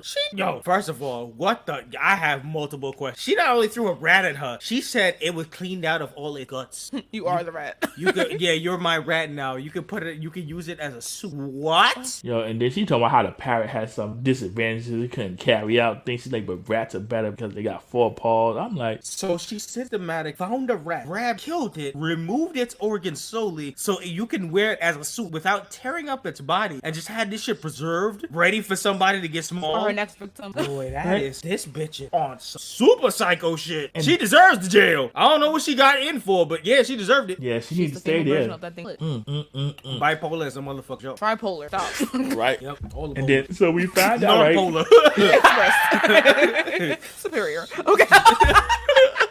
Okay, I'm done. Listen, she done got more polls than the bars in the jails had. Hey! And that's how we bring it around, people. Racks on racks. But yeah, so she started big bugging, and she was talking about how the bird, the piece inside the bird, was an off-duty officer that they said they relieved him of his job, and they thought that motherfucker went home. But nah, she caught that nigga slipping and put him in the thing, and then when she was done with him, she killed him. I was like, oh lord. And at this point, she done flushed the bird down the toilet. I'm like, wow. Yay! No. Fucking wild. Okay. Oh yeah, we know. Yeah, the captain don't fuck with pigeons. I birds. was cheering. I was like, yeah. Oh man. That was the only time she was cheering for that crazy bitch. Oh man. And so the next thing you know, she goes back to Jolene. She's like, yeah, you can talk to me, but saying the cutesy wootsy way. I'm like, this psycho. Nigga, big psycho. And then she ends up training her in both speed and power. She already had like this fucking training montage on a wheel set up for her through like toothpicks and shit. I was like, bitch, how long you had to save up? Yo, and then she had a training on the little wheel. She had her lifting books. And then she called the Shotokachi, and then she started quoting Bible verses and shit like that. I was like, hey yo. And then she said she named her power. She was giving up like Bible quotes and shit like that. And then she named her stand. She was like, I'm gonna name it Cry Dolls. And that's well, alright. So in JoJo lore, what happens is in the anime they changed the name because of copyright, because all of the stand names are named after like famous musicians or famous songs or something like that. So they don't want to get loopholed or anything. So the real name of this stand is supposed to be Goo Goo Dolls, but for technicality they changed it to Cry Dolls. So this is Cry Doll. I can see that, right? Yeah. Makes sense. So she's doing this small fucking training montage to get Jolene ready to she wants her to go to the other side and push the button where the officers can't see it, and it's just gonna end up freeing all the prisoners. Right? And Jolene, pretty much. She's not trying to cook it, but she's trying to cook them out of these jail cells. And Jolene actually agreeing to this. Why is she? Don't she have powers? Well, she don't know. I mean, she's small, so she don't know really how to access it, and she don't know like she's small, so she could get squished at any moment. So what the fuck? I guess she's just trying to go with it until I don't know. Maybe she could turn her back to normal and shit like that. Like, she ain't trying to turn out like the bird. Yeah, she don't want to end up in pieces. Like after seeing that as an image, you kind of don't want and a bit. I mean, you don't want to test crazy. She's like, I'm be in this prison for a little bit, and I gotta deal with this crazy lady. So, right, I'm trying to play along for a little while. Yeah, and then the thing about it is, she was like, all right, so we could work together on freeing ourselves. So I mean, Jolene was kind of perked up on that, because like, all right, access to freedom. So she was with that, but then she started asking questions. She was like, so how you want me to do that? And she was like, fuck if I know, figure it out. I was like, bitch. Listen, she's like, Jolene was like, listen, if I can get out of here, I still got revenge on Romeo to get. So yeah, she was like, first of all, I'm probably going to visit that lawyer, and if that nigga survived, I'm gonna go visit him or spit on his grave, either one. And then Romeo, your ass is grass. Right. So at this point, she got the mouse outfit fully on, scurrying down, and suddenly she looking. Here come a guard. He's like, "Hey, what are you doing, there?" Talking to West. She pulls up a distraction for the guard. She distracts him while Rat Jolene gets past the post. Right, she starts telling her prisoner number, and she's like, "Yeah, I'm just taking the walk." And the minute she gets past over there, and then she's on a section that's like near a whole bunch of guards. But like she starts to notice, like right when she hit about the guards, when Gwes was kind of walking away, she noticed that her body started growing, and right. all you heard was crack noises because she's cracking through the hollow skin of the rat. And that, first of all, that's nasty. Mm-hmm. Second of all, fucking, you hear the guards. It was like, y'all hear something? It's a coffee machine. Niggas were like, yeah, I think it's the coffee machine. Nah, bro, I swear I heard some crunching. Yeah, she getting bigger. She busted more through it. Yeah, she's starting to realize. She was like, it's probably distance. When I get further distance from Gwes, I think my body's gonna start to go back to normal. Listen, the cop that said that was the coffee machine, he need to let it go too. Rest of that head just like old boy with a little puff on top of his head. So it's like Gwes makes her weak. So it's like Gwes makes JoJo weak. No. You said distant, like when closer. No. I think it has to do with her powers. So when she attacked, because that's why she always had the bird in her pocket, so she could keep her small all the time. I think when she used the power on Jolene, if you are distance away from her, then she can't access the power. Like it's her power that keeps her small. So when she gets a further distance away, it's weaker against her power. So her power the effectiveness of her power gets weaker on. That's why her body's starting to go back normal. Whatever. They're making up their own. Yeah, it seems like her powers, the farther away a person is, the less the powers work. Which goes back to what we were saying with both Hancock and Wonder Woman. I don't know how we keep circling back, but yeah, there you go. And then, so next thing you know, we finally see this little spiky-eared monster. It's the manifestation of... Oh, yeah, that's definitely Cry dolls. But like, while she was distance away, and then she was cracking through the suit and everything, fucking, they was dealing with the coffee machine, and Jolene had that shit drop on one of the guards, so they definitely believe it's something, it's coffee machine dealing. So she decides to run back to Gwes. So I guess she can keep the powers in order and stuff like that, so the guards don't see her and like shoot her on sight or some shit like that. So she started running in the suit, and all you see is that like you were saying, the spiky fucking freaky manifestation, and all you hear is that nigga saying, right. You're like, what the fuck? And this nigga was like chasing after her and on some extra shit. Like it started slicing her, and then every slice started making her grow a little bit more and shit like that. And she was like, what the fuck is going on? She realized that motherfucker was in the suit with her. I almost ran over. Bro, that shit was weird. That thing gives me thing from the Wiz vibe. And the thing kept getting bigger and bigger, kept cutting her. The Wiz. It's the thing from the Wiz. Yeah, that shit was definitely a whole freaky manifestation.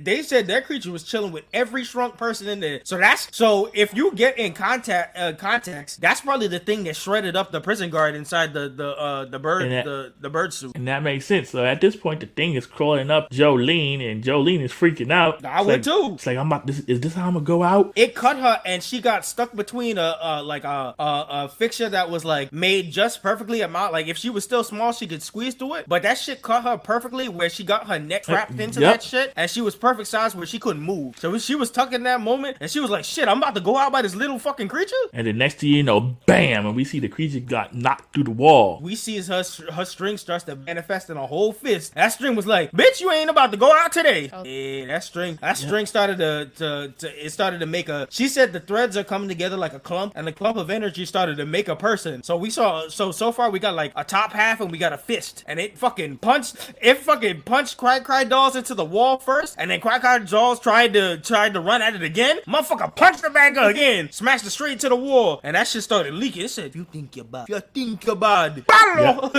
Yeah, and then it grabbed Cry doll, got him squeezing him. Yeah, you're squeeze for life, nigga. Like you did the bird. And then here come Gwes. Let it go. Gwes came up, fucked up. Gwes came up, bleeding and shit like that. She was like, mercy, nigga, she mercy. It. Good. Mercy, nigga, mercy. So now at this point, we realize that if your stand gets hurt, kind of like what she was showing from before when her power got too far and the string got loose and she was bleeding. Just like that, the same concept works here. So your manifestation of your stand, if your stand gets hurt, so do you. Because when Gwes showed up, she was showing up with the same blood mark as Cry doll. So if your stand gets hit, it's like you get punched. It's like that someone gets where like was that Umbrello's hurt thing? Someone gets hurt like when you punch them and they yeah. Oh yeah. The blobby nigga. You get punched and then it's kind of like that, but the spirit is your power and it's connected to you. So like when that happens, you feel the pain. Or like that other school girl had creature. Oh yeah. Where she got fucked up and then the creature got fucked up. Yep. Exactly that. I get it now. There you go. Welcome to Kenya Learns Anime, because of all things, she's falling for JoJo's, and I didn't see this shit coming. This is how I try to connect. Oh no, it's don't beautiful. mind me. No. You doing good. This is wonderful to learn here. So yeah, man. Well, so like we were saying, when your stand gates hit, you feel the pain, because that's essentially you. Yeah. That's a both a pro and a con, because I think we've noticed that they can't see the creature, like your manifestation and shit like that. If you're not a person with another manifestation, they can't see your shit. That's a pro that's a pro, because if any other normal person, they can't see it. So it's like a ghost. A ghost can beat your ass, but they can't. The human can't physically touch your manifestation, so they can't hurt that. But you have the power. You have control over a ghost that can attack anybody else. Yeah, it's kind of. So at this point, she's telling Gwess, like, yo, shrink me down so I can get off this stupid ball. I ain't playing with you. Gwess is like, yes. She said, run your shit, bitch. Free me. Yeah. She's like, okay, you can have the bottom bunk too. And then she tried to offer. She was like, you can get this charm back. She was like, all right, yeah, give it to me. She said $200. Bitch. What's up with this 200? She's like, I said, I'm calling the shots now. She's like, who gave you this pendant? And she's like, it's some boy named Hermes. Like, Hermes? Oh, nah, trying to set my ass up. Right? Like, like she know that Hermes. She know too much. Yeah, fact. So she's like, all right, so I'm gonna get this back. And she drops that shit, like through the bars and shit like that. And then she hit fucking Jolene with the okie doke. She sent Cry Dolls to cut her. So she goes OD small, and then they sent her through the bars. And where she's at is the in between section, where if you're in between that spot, guards are allowed to, like, if they see you in there, that's assumed to be a prison break. So if you're in between that bars and a guard comes, all they have to do is click the button, and it becomes like an emergency thing. And they come in with a shotgun and they light your shit up. So she said Jolie straight up to die at that point. She was like evil cacking and everything. She was like, ha ha ha ha. She was like, guard, a bitch is trying to escape. They was like, what the fuck is going on? Get your shotguns. Yo, son hit the red button and said, code 999. I repeat, code 999. Prison break. I was like, nigga, goddamn, bro. She just, dude, they was like, I don't know how you came between the bars, but you finna get lit up, bitch. And Gwen is over there talking mad shit. She was on her key and all the other bullshit and stuff like that, and she thought she was slick. Yep, and Jolene was just looking at her like, oh yeah. Oh, that's when she, just like the beginning of the first episode where she pressed old girl about it, her face completely shifted again. She was on her serious shit. She was like, nigga, what nigga, they was like, nigga, what you playing at? She had that serious face, and she was like, I ain't playing with this bull. And hit her with the one fist for the one time. Oh yeah, she pulled that shit. Now classic JoJo fans is gonna know that this is the shit that was made famous about her father. So she started beating her ass with a whole bunch of combo fists, and when you heard that aura, you knew it was game time. She hit it with the aura, and she rocked this shit like she was definitely her daddy's daughter, because she rocked her shit. She was like, I ain't playing with you. Started beating her ass. Right, she pulled across that cell. She's like, listen, I'm gonna learn how this prison work. I'm gonna do what I need to do for now, but I run this now. You gonna shrink me. I'm the fucking Dawn, so what you gonna do is you gonna shrink me down, or best believe, bitch, you gonna get fucked up. She was already, her face was already implanted in. She was like, best believe, before these niggas shoot me, I'm gonna turn you into fucking dust with these fists, nigga. And she was like, real talk, what you looking at right now, that's Stone Ocean. If you messing with me, you messing with Stone Ocean, nigga. Welcome to the show.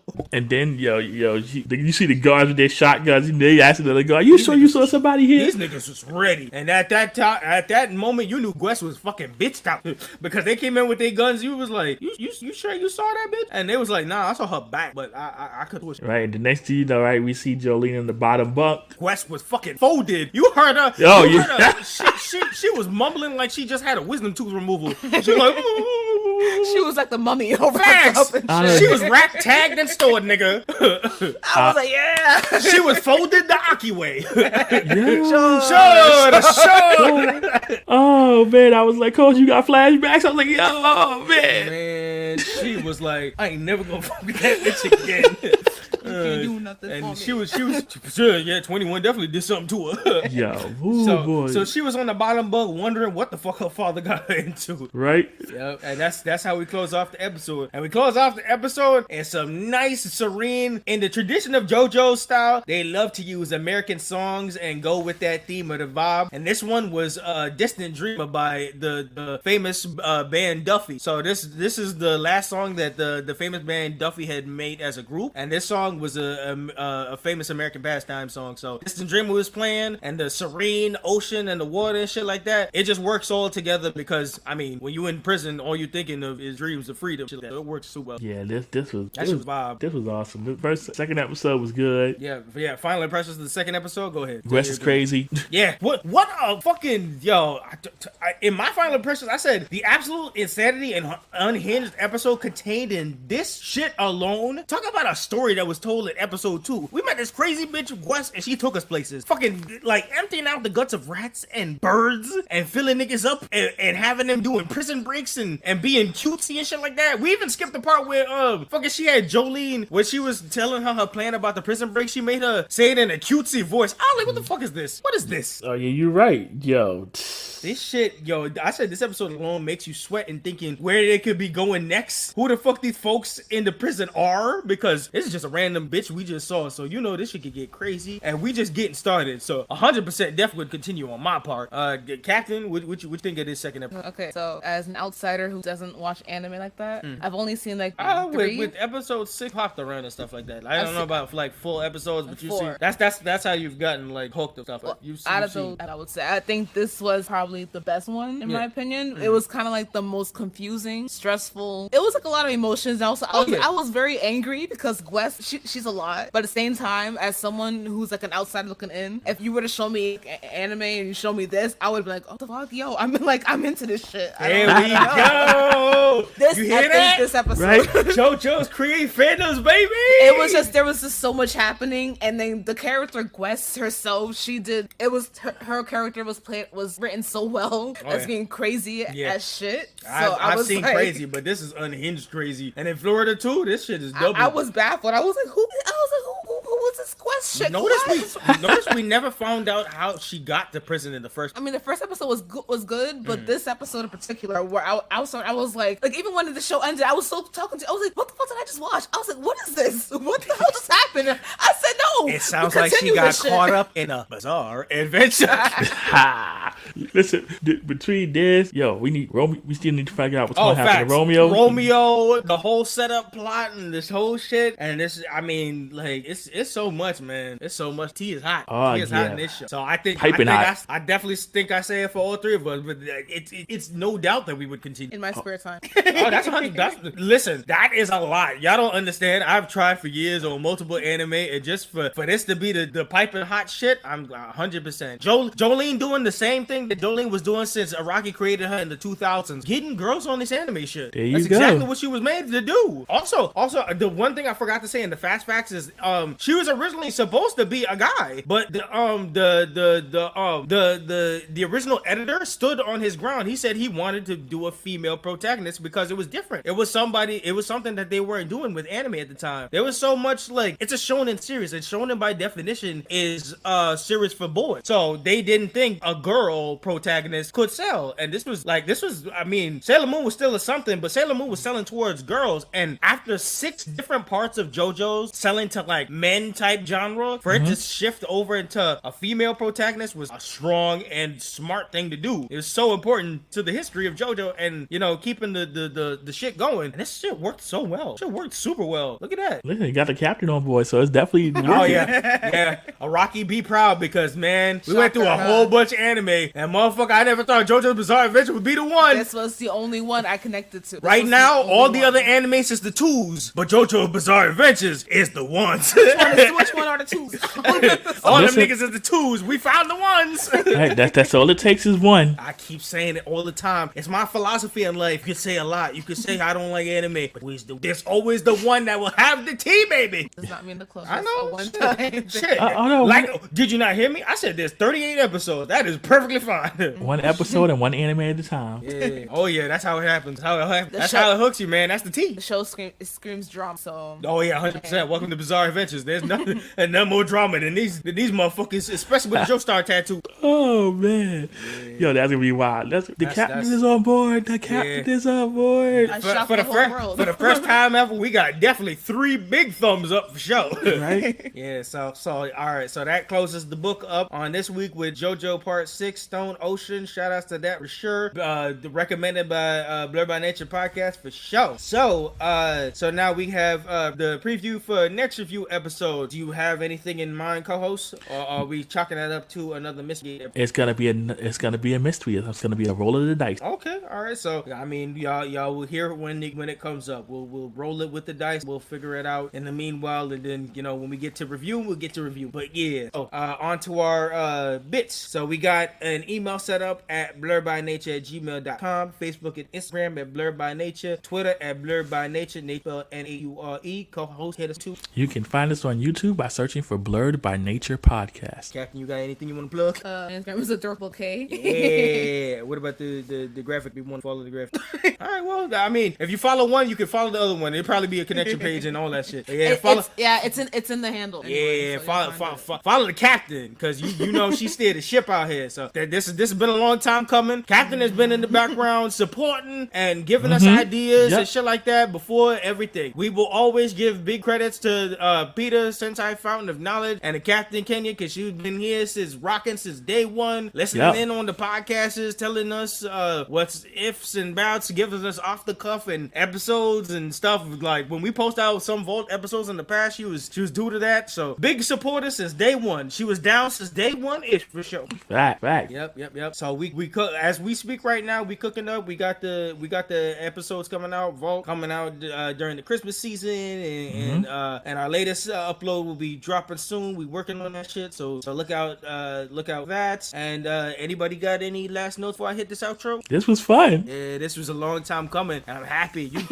How you feeling, Captain? You enjoy yourself? I feel like a sigh of relief, but also I hope that was good. I hope it comes out good. I think this was really good. You did a good job. This is what I say all the time. Just like we said with Mars and stuff like that. He came on nervous, but phenomenal job, man. I just followed him. It's weird hearing myself talk, but you'll get used to it. No, you won't, because we have it. I'm trying to make you feel better. Listen, I still laugh every time Mom be playing me in the hallway or something like that, and I be hearing my voice. I'm like, what the fuck's going on? No, I mean, I get it. It's like it's like having a regular conversation just with microphone. I get it, but it's just hearing my own voice like in the background. I'm like, oh, wow, this is how I... Oh, definitely. But yeah, so any last notes, co-host? Like I said, this is fun. Our ongoing debate continues. Will I come back? Well, that's a mystery in itself. The feud also just continues. The feud is never ended.